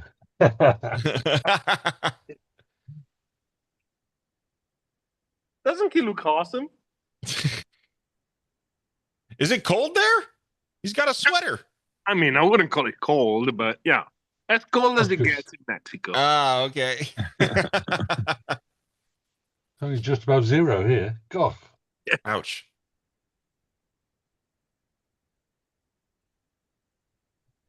What's that? Awesome, guys. I think I'm gonna go help out Monica. Have fun. Hey, what drag dress are you gonna wear tonight? I have a couple of choices. Okay. You gonna go for the wig or no? That's also in one of the two choices. Ah, okay. Yeah. Excellent. But I'll send you a picture. Don't worry. Excellent. Can't wait to see it. Uh-oh. Bye, guys. Happy New Year. Cheers. Happy New Year, everybody. Thanks, Happy Joe. New Year. Wow. Happy New Year. And again, congratulations, bud. Thank you. Bye, guys. Bye. Chris, you've been quiet today. I don't think you've said a word all day. I am in get hell right now. Get hell. Uh-oh. Yeah, We were just I talking know. about how Listening get to- is awesome. It is, but we need to find a better path to if you have a subdomain then you move it to a primary domain. It was working, and then I went to go remove the subdomain because I just didn't want it on there anymore, and it completely broke everything. And I'm fairly confident it was my steps that I took to do so, but now I can't get to sync up at all. It's a disaster. So You want help now, or you want to take it offline? I can help you. I can help you in a little bit. It's up to I you. would rather take it offline. Okay, that's fair. Because I don't want to confuse people and like I think it's something that in the future moving forward, it's going to be something that until we can get that staging thing done in Better Site Host. Mm-hmm. You know that. Okay. I think it's this. That's what that's for, right? I'll be honest. I still haven't played around with that Okay. that staging feature. So yeah. I mean, just to give people an idea of what I've done is I had a subdomain, I was publishing to that, and it was working great. And then I added a new application, and I started publishing it, and it was working great. But then I went back and I deleted, and I don't remember what order I did things in specifically, but I deleted the Git connection. I turned off automatic deploy for the webhook, and I think that was not enough. But anyway, I deleted all my files from that application and the application itself for the subdomain, and now my primary domain is not updating at all. Okay. I think they were kind of connected somehow, and I don't know the connection. So yeah, it'll get fixed. But I mean, I need better steps, and I have a feeling that people in the future will need better steps as well. Sure. No problem. We'll get you fixed up. The site's working right now, which is a plus. There you go. Yeah, it's just it's my first professional Total CMS 3 website that I've deployed that's, fully functioning off of T3, and I loved it. I mean, just and yeah, a little plug for all this. Um, Man, developing it, I was able to crank it out pretty fast just because creating all the collections, editing the schema in real time. If the client needed this, I was able to just pop it in. Even if I was away from my computer, I could do it on my iPad or my phone, and then get back to it and start developing. Yeah, I mean, just absolutely. And then used to with Total CMS 1, not that it's not a bad product, but just comparing the two, it was so much more difficult to get things publish ready, I guess. Mm-hmm. Because now all I had to do was go in and, actually copy the HT access file over and it worked. As Nice. opposed to having to like set the server and do all these things. Um, and yeah, and importing, this is coming from a WordPress site, so I use that trick I did in that video a long while back where, you rename the file path and you Mm-hmm. but so I did that, but it was so much easier this time around. I don't know if it's just the way that T3 handles the files or what, but I was able to just get it done. And I had a lot of issues on my end. It wasn't anything like Mm-hmm. stacks or foundation, nothing. It was all just me figuring it out. But in the end of the day, it was super, super easy to do it. Sweet. Yeah, so I was able to take an old blog and keep all the images. Awesome, dude. Yeah. Love it. I must say, GitHub totally baffles me. I haven't gone down that line, and I don't understand why you should do it, but still. It's pretty awesome because okay, Jeff, you use Transmit, right? Yeah. Okay, you know that sync I'm just gonna give you a comparison. So the sync feature in Transmit, every time that you open Transmit and you want to sync a session, I guess, it has to go through all the files on the server and compare it to all the files on your hard drive. Okay? Right. And so if you've published like now with Total CMS 3, it can be up to 8,000 files sometimes. Like my project files over 8,000 files. So having to go through and compare those two every single time I want to do a sync, that sucks. That takes a long time because it's only going to sync like one file, but it's got to go through all of them. Yep. Yeah. With Git, imagine it's constantly in sync with itself. And so when you hit publish or push on Git, essentially sync, it just puts whatever is not there there. It doesn't care if it published 1,000 or one file. It only pushes what it needs to push out. Right. So like yeah, well, it also knows exactly how many files have been changed when you go to that's my go to point. It's that. not having to go through that process of finding out, okay, Right. I had 8,000 files, I got to go through them all again. No, it already knows. Yeah. And like Josh says, the other power of it is that you can revert. Yeah. So you got session control. Now this is an app. I don't have the free GitHub app. I pay decent money actually for this GitHub app, but this Git app. But if we look here, this is, if you notice here, each of these are little publishes that I did from RapidWeaver, and I published locally to a folder. And it knows, hey, when I published, the only file that changed was this file, right? And then when I did, this was the T3 demo. This is when I added those files. It even shows you, hey, these are new files. And it knew that the only thing that changed was this, even though I did a republish all, right? Yeah. And then here, this one, it says, oh, I modified this one file. And if you go, you can go and see all the exact little changes that it made. Okay, so I can see everything. The red means what's deleted. The red means it's or the green means what's changed. But you don't even need to get into that detail. I know that can be confusing, right? And then all I do is I then push these changes up to GitHub. Okay, it's kind of similar to publishing, but it only publishes or pushes up what's changed. What's changed? Yeah. Right. So even this particular one, there were a lot of changes, but this is only, I don't know, maybe this is 100 different changes, right? this is pushing up maybe 100 changes. 273. Okay. Yeah. But this particular site has 12,000 files, but it knew that this change that I made only was 273. So it pushed just what changed up to GitHub. Okay. Right. So think about what it is I'm publishing up to GitHub, and then GitHub then pushes to my server for me automatically. All right. Okay. Now, what's also is kind of interesting is that because your website lives on GitHub, it kind of serves as like a backup. Mm-hmm. You know, so if anything were to go blow up anywhere, you have your website as it is at any one point in time there, right? Right. And here, and let me show you how. Let's say, for example, this publish that I did here, it broke something. I don't know what it was, but I know my website was good right here or right here. Yeah. It doesn't matter. Let's say right here on the 29th. This is December 29th. Let's say I knew my website was working here, but it broke here for some reason. And I don't want to investigate what it was right now. I just want my website to get working right now. So all I have to do is say right click and I can say revert. Oh, right. Okay. And what it will do is it will revert my website to this version right here.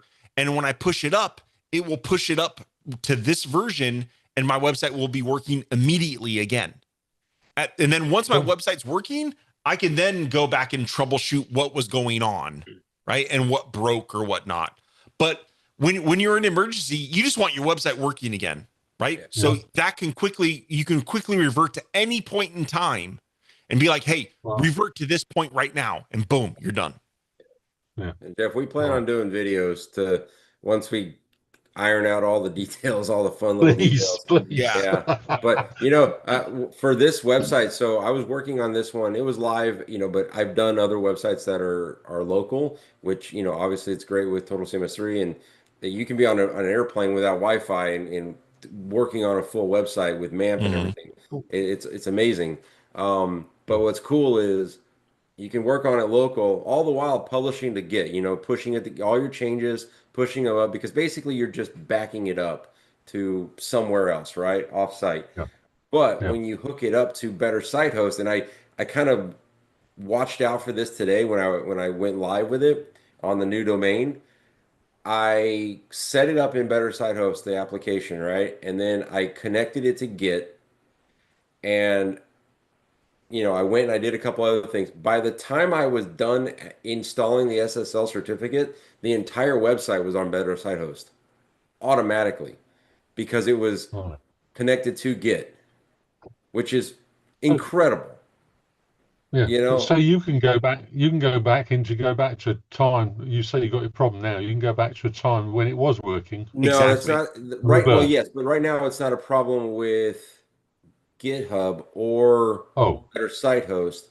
It's a problem because with something that I did, because one thing that screws me up every time, and I know this now, I don't touch anything on the server. If you delete something or add something on the server, you are screwed. Like screwed. And I didn't do that this time. I think what happened was the other server that it was connected, because that's where I need to, find these new steps to, going from staging site to production, actual site. So it's definitely something I'm doing. You say that the import from TCMS 1 into TCMS 3 is now working. You got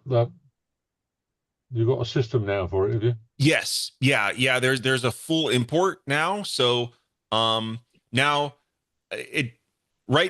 because in Total CMS 1, it's a very we just have blog, right? So depending on how you are bastardizing blog, some people are really abusing it, right? I'm not that devious. Oh, okay. So I mean, if everything is kind of just a simple blog, it'll import into a Total CMS 3 blog like seamlessly. It should be, where it could get a little hairy is like I'm using a blog, you know, in Total CMS 1, people would use blog for all kinds of stuff, right? Yeah. And moving from that to like, let's say like a nice Total CMS custom collection, that might take a little bit of massaging, right? It's still pretty. I think it's as painless as I could make it, but there could be some massaging that need to be done. Yeah. Okay. Right. Because It's nice, I've now man. got over 7,500 entries into my blog, Yeah. Yeah. and I do not want to fuck it up again. Yo. Oh, Yeah. dude, I remember when you moved to, I don't know if you moved to a new server or something. Yeah. And I was crying for you. Like I felt. But I eventually found it. I eventually found them. Oh, good. But, yeah. but I not remember when all- that happened. I literally felt bad in my bones for you, I did Jeff. too. And I was like, no, Jeff. Yeah. I was like, I wish I would have known, you know? Yeah. Yeah. That's once bitten, you know. Yeah. You don't want to go down that line again. How does how does the import, I haven't done it in a long, like since, you know, however many months ago. How does it handle the images? Does it handle images at all when it? Yes. So, Okay. well, Yeah. from Total CMS 1 or Yeah. from what? Okay. From Yes. one. So it will import all the images into Total CMS 3 as if you uploaded them natively. Okay. Okay. Oh, right. So Good. so then you could, and I'm only asking this because I was going to talk to you about like a way to get WordPress blogs into Total CMS 3. Mhm. Because you know WordPress has that. I hate their folder setup that they do. Yes. It's like, I would love to have an official WordPress import. It's on my I need to do that into a 2026 list. So yeah. if you have a site that you want something like that done, I'm happy to work on that and get a nice WordPress import. I might have something for you. Okay. But I just like, you know, taking my steps where I actually in WordPress I found a plugin that will just export all your media to a folder. And Mhm. that was super helpful because then all I had to do was go in to the blogs and say, okay, delete everything up to this point in the URL Mhm. and replace it with the new one, you know, and so it was super, super helpful. And I'm just wondering if maybe it'd be kind of cool if T3 could do all that magic in the background automatically Yep. and put the image natively in the blog post itself. Yeah. Yep. I agree. I mean, that's a next year problem. Well, it's TikTok, buddy. You got to one day. No, that would be really, really cool. And I guess the same could be applied to T1 as well, in a sense. So let's take even a CSV import. So, obviously CSVs don't support images. No, yeah, of course. Right. But in the column that is the image property, because you know you just have a column for each property, right? In the CSV. If you put the path to the image on your server, okay, it will then the CSV importer will find the image on the server and then import it into the CMS natively. Oh, really? I didn't know that. Yes. Oh, and if that's it's cool. if the property is a gallery, you give it the folder and it will import every image in that folder into the gallery. On T3. Yes. Well, that happens right I'm now. I'm gonna go back and redo that then. That's amazing. I had no idea that it would do that. Yes. So for image, you give it the path to the specific image. And if it's a gallery, you give it the path to a folder. And it will import all of those as if you added them directly into Total CMS. Y'all want to try this now? Because I got a website ready to go. Man, he looks happy now. Look at that. I mean, well, because I'm like you, little OCD. I like things being, you know, in line. And so right now, because it's a new website, I have one blog post that has the image where it's supposed to be, and about however many others that don't. Yeah. And so it's annoying. And up here, I think about it in my, you know, laying in bed, and it kills me. So, I mean, we don't have to. We can wait till Friday to do that. But like, holy crap, that's awesome. Yeah. Wow. I'm going to test it anyway, just right now because I'm so excited. So let's see. And another problem I came across today, because I was looking at my website and I think, oh, I haven't looked at this for some time, and then I had comment stacks. Was it in a comments stack? That's all one word as a thing, and it showed up on the blog, but when I enter anything into it, it doesn't appear anywhere. So I don't know what the bloody hell I've done wrong. Is it my comment stack? I don't know, to be honest with you. How do I tell whose is it? Hang on. Comments stack. What's the name of the stack? Is it just comments.stack? No, comment stack, all one word. I think stacks for stacks. It's stacks for stacks. Okay, I was just about to say I think Will Woodgate had a comments stack called comments stack, and why isn't it showing up? I'm not sure. Did you after you installed it and then you restarted Rapweaver and it's not showing up? It says in the comment, it says you need to ensure this page has a PHP extension. Well, that's okay, yeah. And then you have to type in a bit of code or something in the prefix box. I have no idea where a prefix box is. So I've looked everywhere and I can't find prefix box, and I can't share it with because it's on my other computer because I can't install. I can't install Rapidweaver on this computer. Oh, damn. Until we get stacks, then I'll be all on here. Okay. So you have it installed in the stacks folder. Yeah. All right. Do you use here? I'll share my screen so you can see what I would do to troubleshoot that. It's not the code. It says is less than sign question mark PHP session _ start. And you see that where in edit mode? Well, that's in the comment stack on the page. Oh, in your on the program in your page inspector, do you have your file name set to a PHP page or is it HTML? Well, there is a page to set it to. So make sure that the file name of the page that the stack is on is set to be PHP instead of HTML. Well, yeah, all my pages are PHP. Okay. I know that much, but I just cannot work this out. What I'm going to do, try by Friday, I'm going to try and get this computer connected to this with an extra HDMI cable. Okay, sounds good. Then we can help you out. I'll be able to have both. If I could see, then maybe I'd probably be able to help you out super quick. Yeah. Okay. Will do. Thank you. Oh, no problemo. All right, moment of truth here, people. Oh man, you already did it. Already done it. Well, I'm clicking the import. I only did a few images. I'm clicking the import now. Now, one thing that's important is if you're doing a lot, you probably need to do the queue. Yeah. Yeah. It's a lot, but it's not that many. Okay.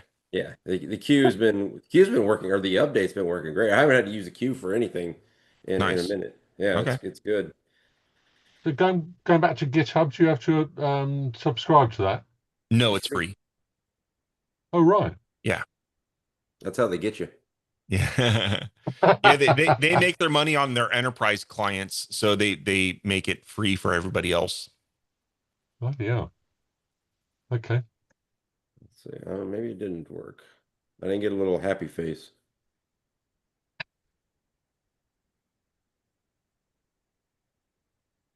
Let's see.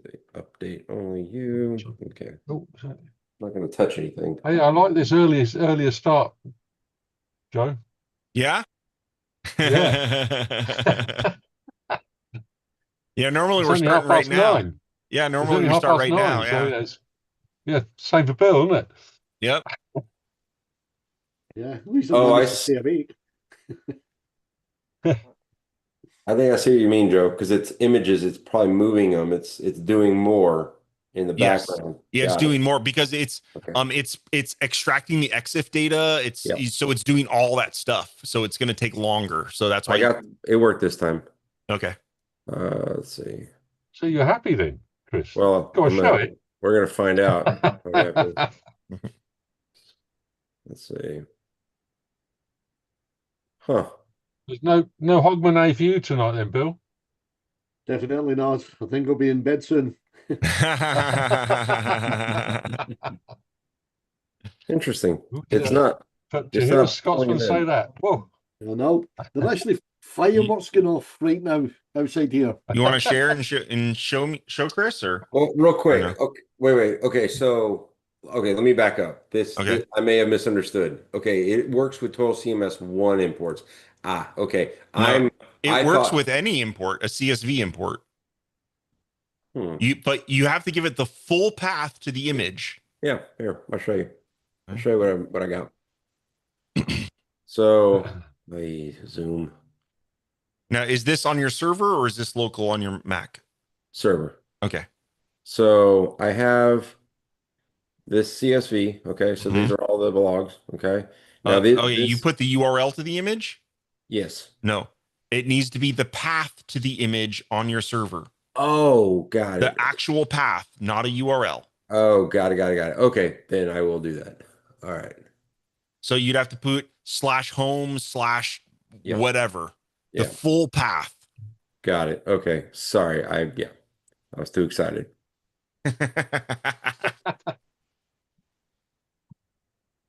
That is really cool though.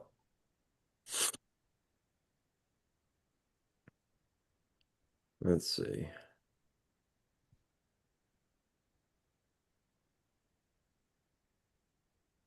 I probably could add the ability if you have it, if it's a URL to suck it down, but that would take a lot of extra. That would take even longer. Right. Okay. Interesting. Well, that's easy. I just copy the path and do another find and replace. Find and replace. Yeah, exactly. Man.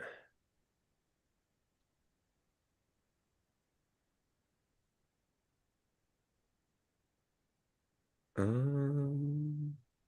cool.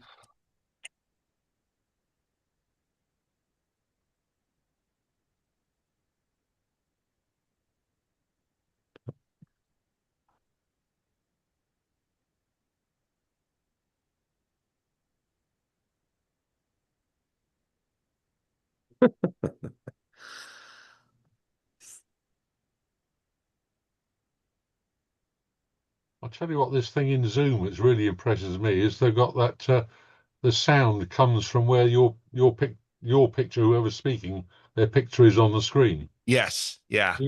That's amazing.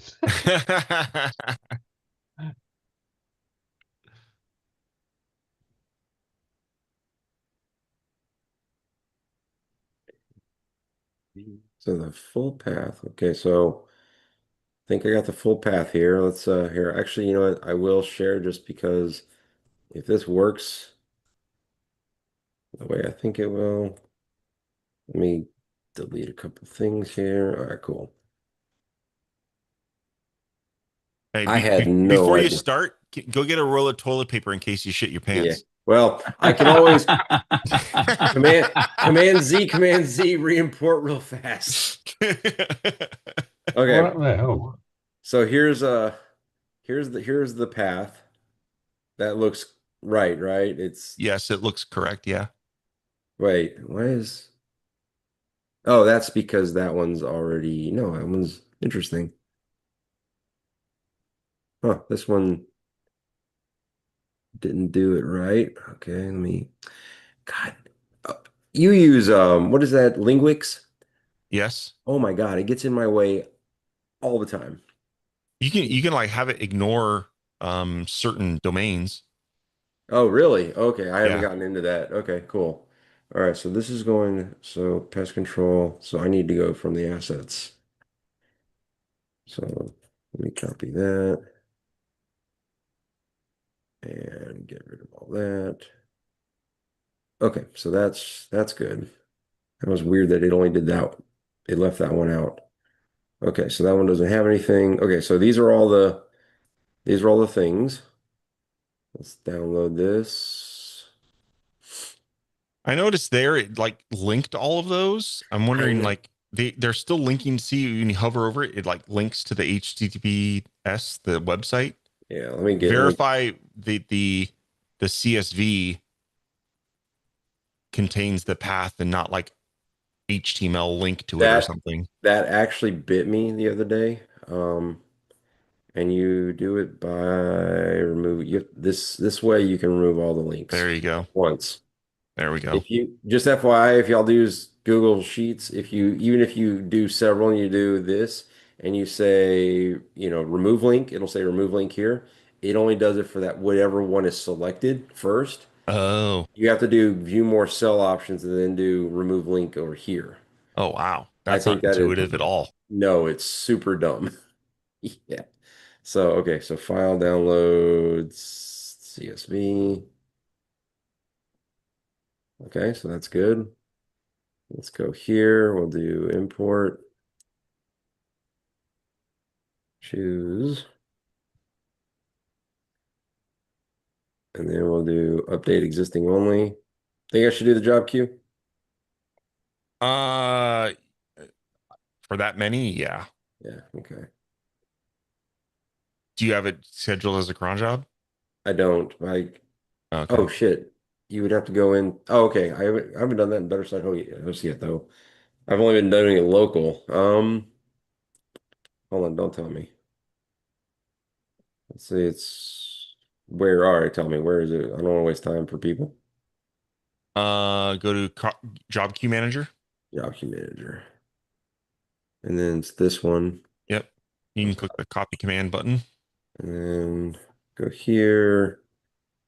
And I believe I'm in the thing. So then where are you?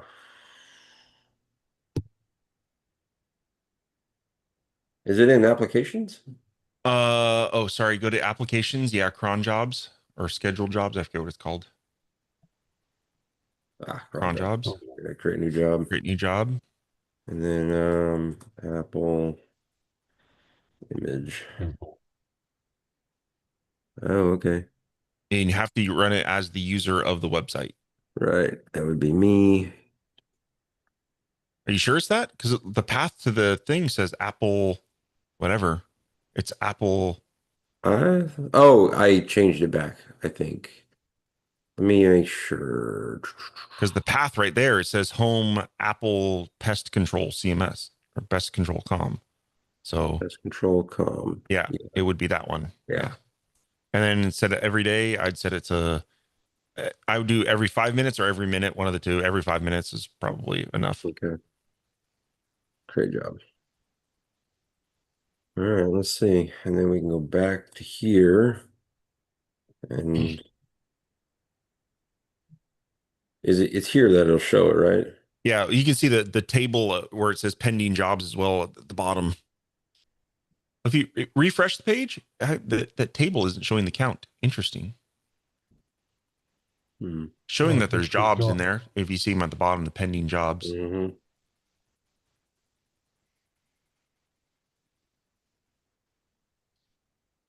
I guess maybe it's taking that 5 minutes seriously. So at this point, we'll have to wait 4 minutes. Sorry, everyone. No worries. Oh, don't worry.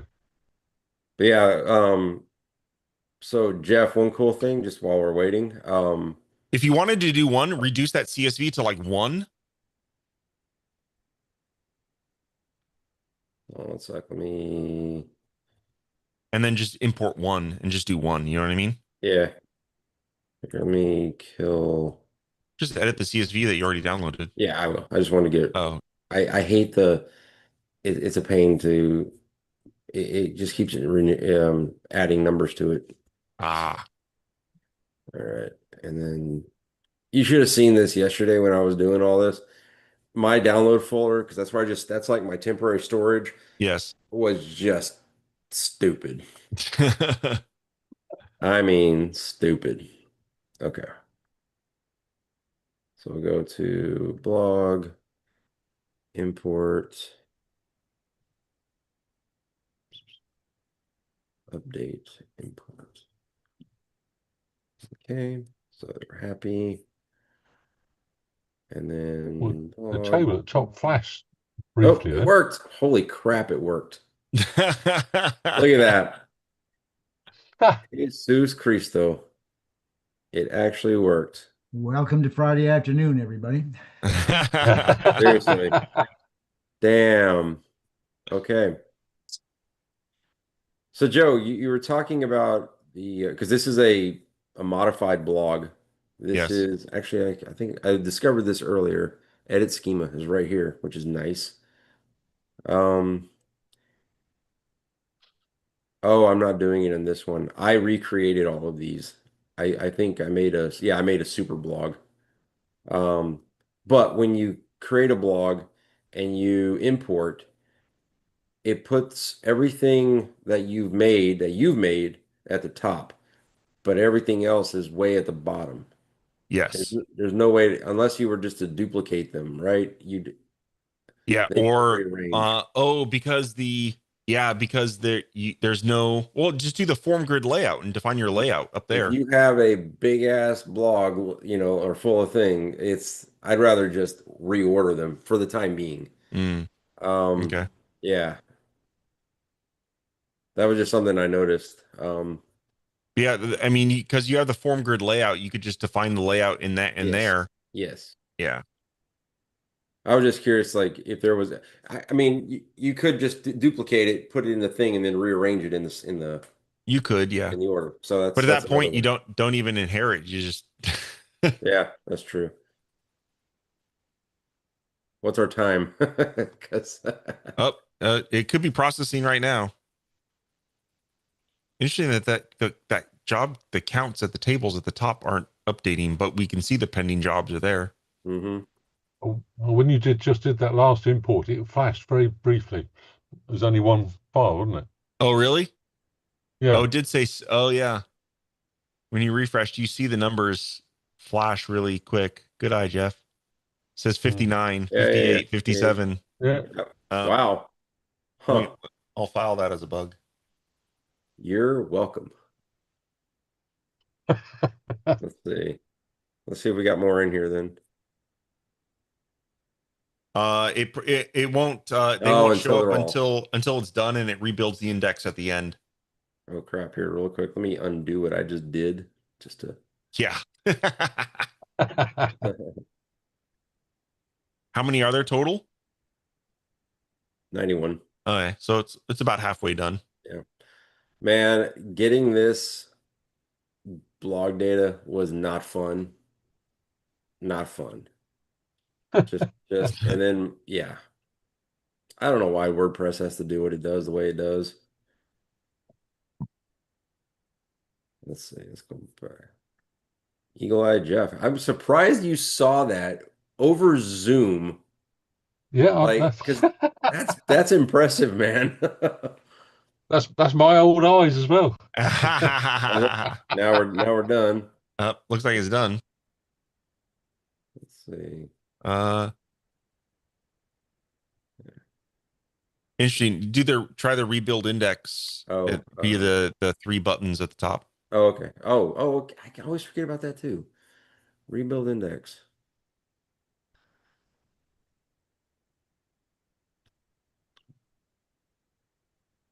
Maybe it clear the Interesting. cache. Maybe. Clear that. And clear collection images. Oh, No, you don't need that. no. Okay. That's fine. Although this saved me earlier. Oh yeah. Yeah, because I swapped out 3 images and for different service pages, and they would not show up. They were just blank. Even though I replaced them, they were blank. And so I went in and I did this. Weird. And yeah.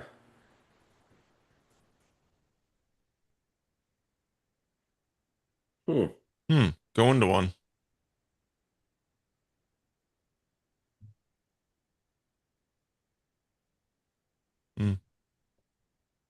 Odd.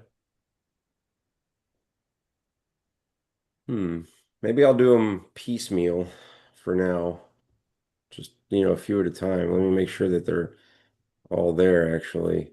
I mean, your old WordPress image setting is still there, so it should. I mean, nothing's changed that in that respect. Actually, they would. Oh, Hold on one sec. scorpions. We don't get scorpions over here. No? No. Yeah. Texas, man. Or skunks. Here, I'm gonna copy this. Oh, dude, we have a bad skunk problem in my house. Really? Yeah, it's bad. All right, I'm just gonna go through and change all this back. Where's my image? Oh, it's up here. Okay. Just gonna get everybody back to where we were. Okay, cool. So now we're back to where we started. And just for The old funsies. image was still there though, no? Before? Or That's did you fine. delete that? Okay. That's fine. And then so these are image. Okay, so I'm gonna come back and do this now. Ooh. Just put that in the image thing. Okay, cool. That's fine. But yeah, I'm surprised they're actually still showing up. Because the old image property wasn't modified. We modified image. You didn't change what the value of old image was. So actually, I did. I did a find and replace on all. Oh, okay. Unless it's actually working, unless like we're just not seeing it in the CMS. Because technically in here, oops, I had under old image, like right now it's just pointing straight to that image. Like if you click on it, it goes to that image. But I replaced it with the go to the log analyzer in the admin. That's under tools, log analyzer. And then go to look at the import or something. There's an import log or jobs log. Sorry, jobs.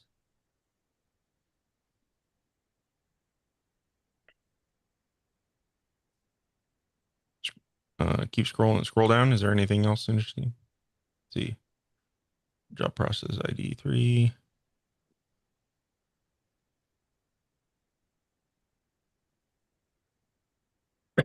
Is latest at the top or at the bottom? At the bottom. Bottom. Okay. Here. Looks like there's one all the way for each one though, potentially. And there's no errors because the errors would show up there. So all these are just all successful. It looks like. Yeah. There's an import log. Look at that. No errors there either.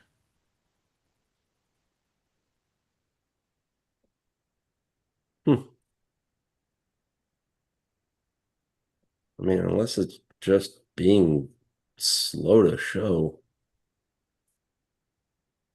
No, I mean, if you look, are you on the server? Just look at the server. We can see if the images are there. Let's see. Cancel. Let's see. Don't tell me. What's over here? CMS. Where would they be in here? Under blog? Under the actual blog? Yep, blog, and then go to into the folder, and then go to image. Yeah. Interesting. So they did work. It's just not showing. Huh. Wow. Okay.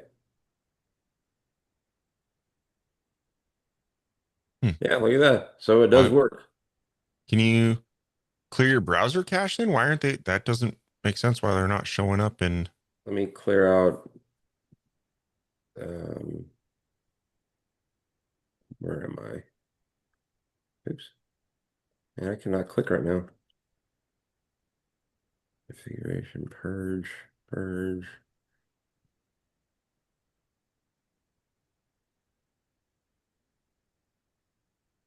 Huh. That's very weird. Can you do view, clear cache, and refresh? Yeah, let me make sure it's on. Disable cache. No, from the view menu in Arc. Oh, view.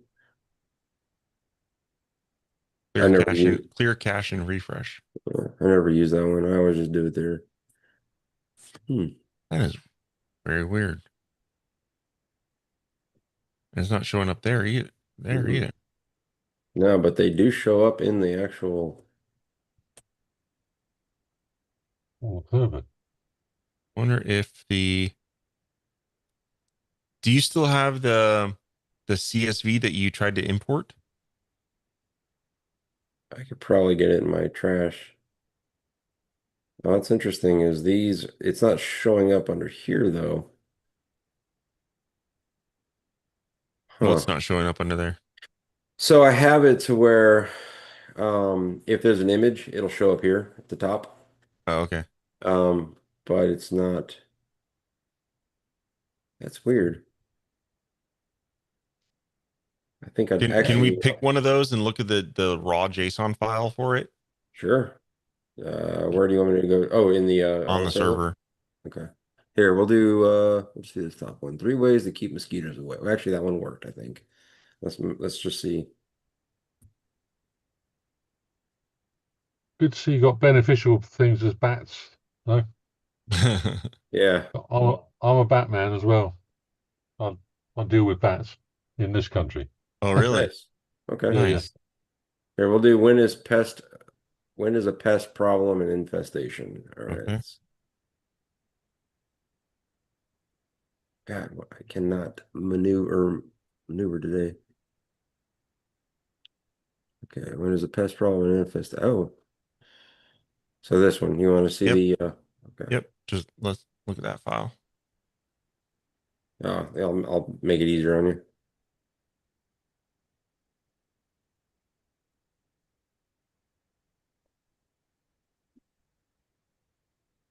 Well, I thought I was making it easier. That's fine. All right, then let's look at the image property.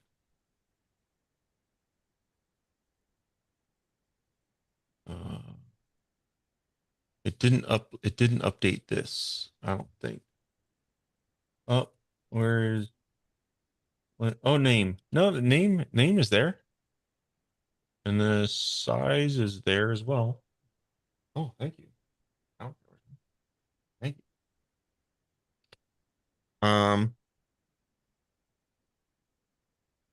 That is very weird. Yeah. Huh. Can you on the server just nuke the .index file? The index.json? Just delete it. Yeah, just nuke it. Okay. All right. Go refresh the collection page.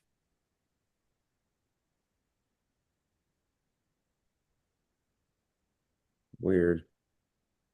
Okay. I'm curious about something real quick. Let me come in here. And we're not seeing it there either. That's very weird. Yeah.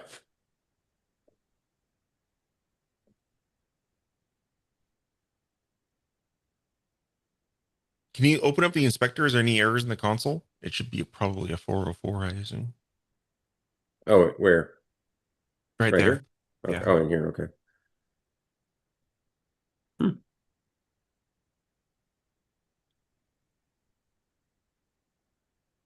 No. I'm going to take off. You guys have a happy new year and a safe one, Bob. and we'll see you next year. See you next year. Absolutely, we will. See you there, Bob. Yeah. Bye-bye. Only Friday.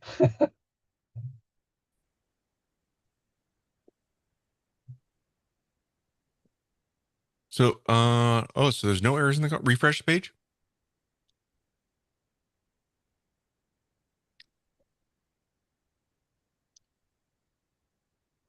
I mean, I can revert back to what I had and we can retackle this on Friday or later.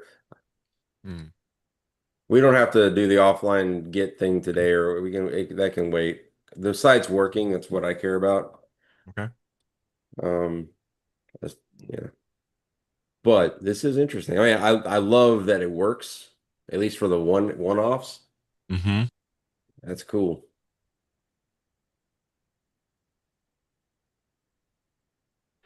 So it uploaded the image, and if this is your own collection, right? Image is in the index, or else it wouldn't show in the thing in the collection view. Why isn't it showing up here? That is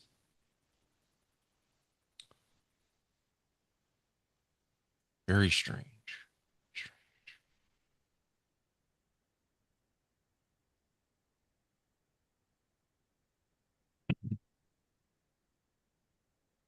Do we go on the server on transmit? And so this was that. I go to any of them. I don't care which one. It didn't redo or re-add that Refresh. file. Just right click and say refresh. Just transmit doesn't refresh. Here, just doing Command R, it should refresh it.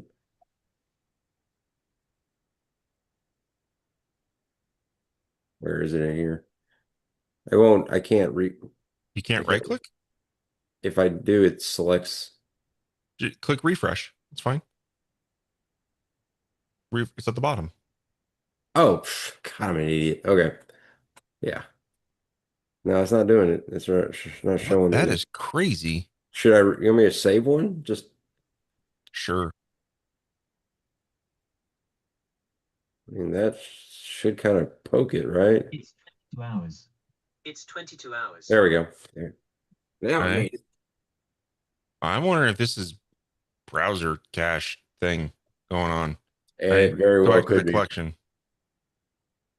It very well could be. Close your window and open a new session.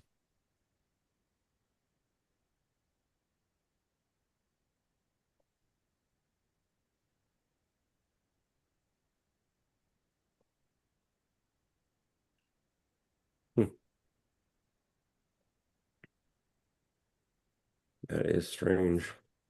Why is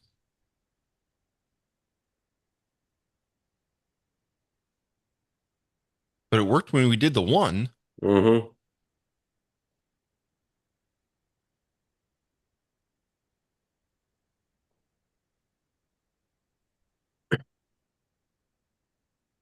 Here, let me try something here. I'm actually gonna make a copy. Let's call that good. What'd they bring you? Macaroni and cheese, chicken nuggets, and salad. Damn, that sounds amazing. All right, so let's do.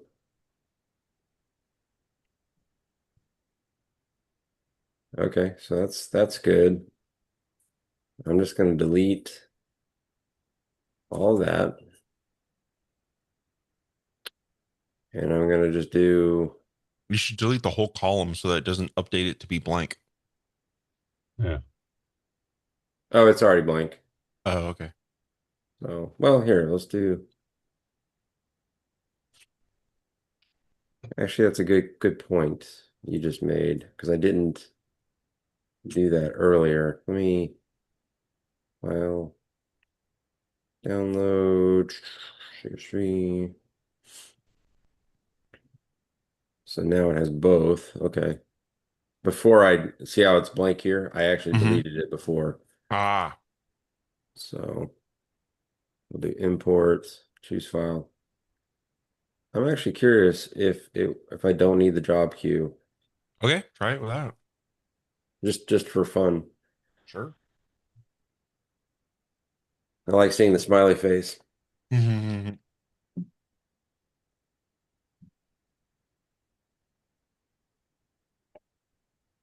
happening in your grid though, was there?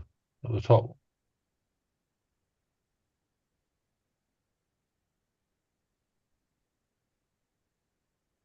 Yeah, that was pretty interesting.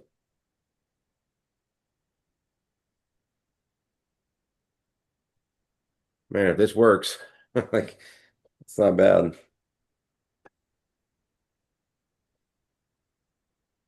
Better site host plus Total CMS 3. Mhm.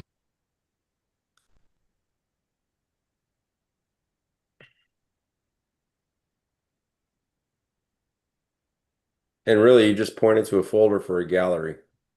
Yeah.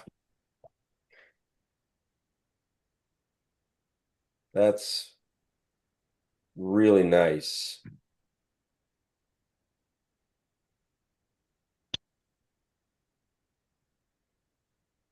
But that wouldn't work for a Total CMS 1 import. No. Okay. So this is Well, just Total CMS 1 import. Yeah. I mean, yes. I mean, the Total CMS 1 import will import all the images. It won't reference the old ones.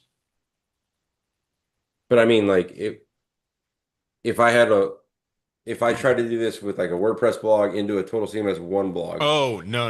Yeah, that's what I meant. No, Yeah. Okay. Yeah. That right there is just game change for coming from WordPress or something like or some other blog Mm-hmm. system that's a real pain in the ass. Man.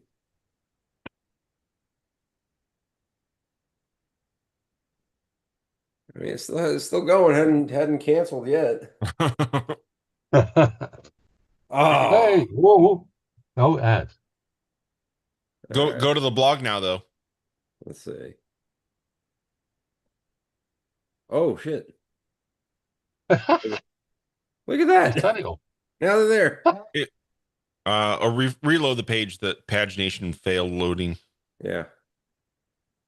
Holy crap! Look at that.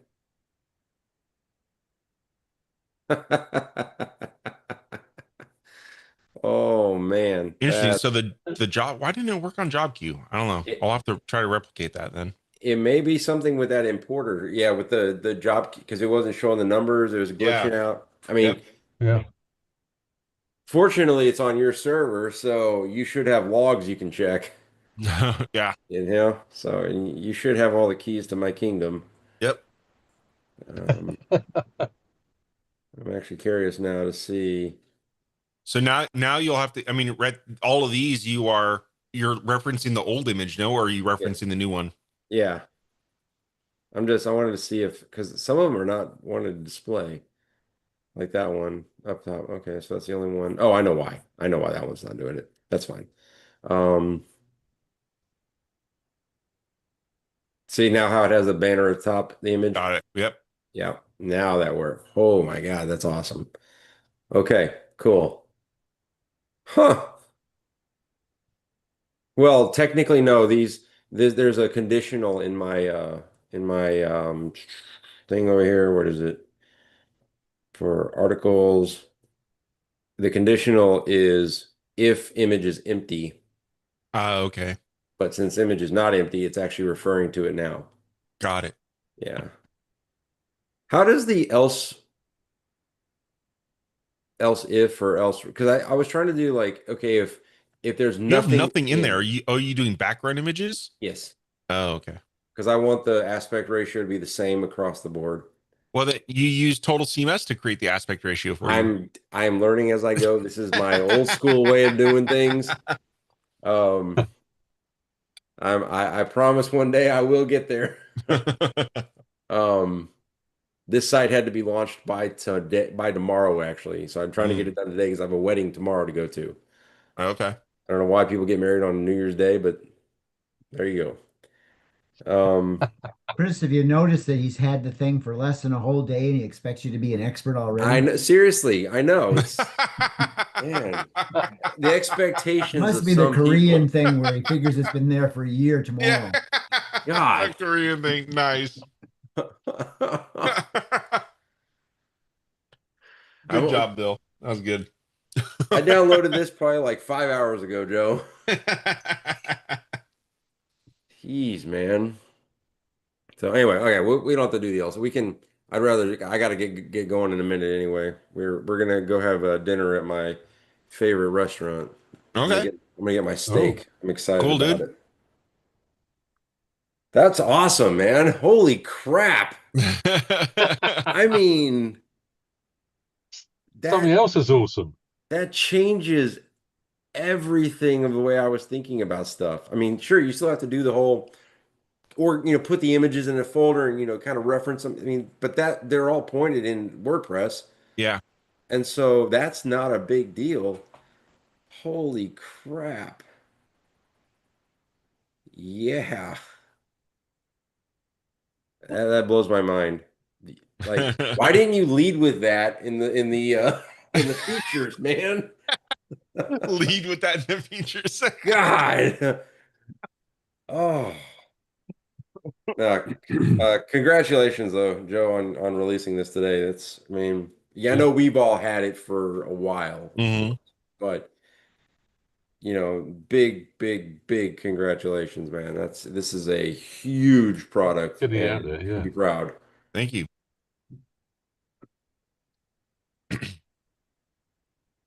Sweet. Yeah. Well, guys, I think I'm going to call it quits. Unless anyone else has any other questions, I'm happy to stay on. No. No. Everyone have a happy New Year.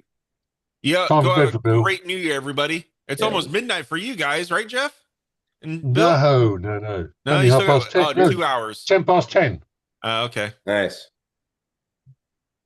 Cool. Well, I don't Happy think New Bill's Year, going to everyone. last Have a that good long. one. Happy New Year, Bill. Bye, Bill. Yeah, Happy New Year. Bye, Jeff. See you guys. Bye, Andy. See ya. Be Take good. care, guys. Bye.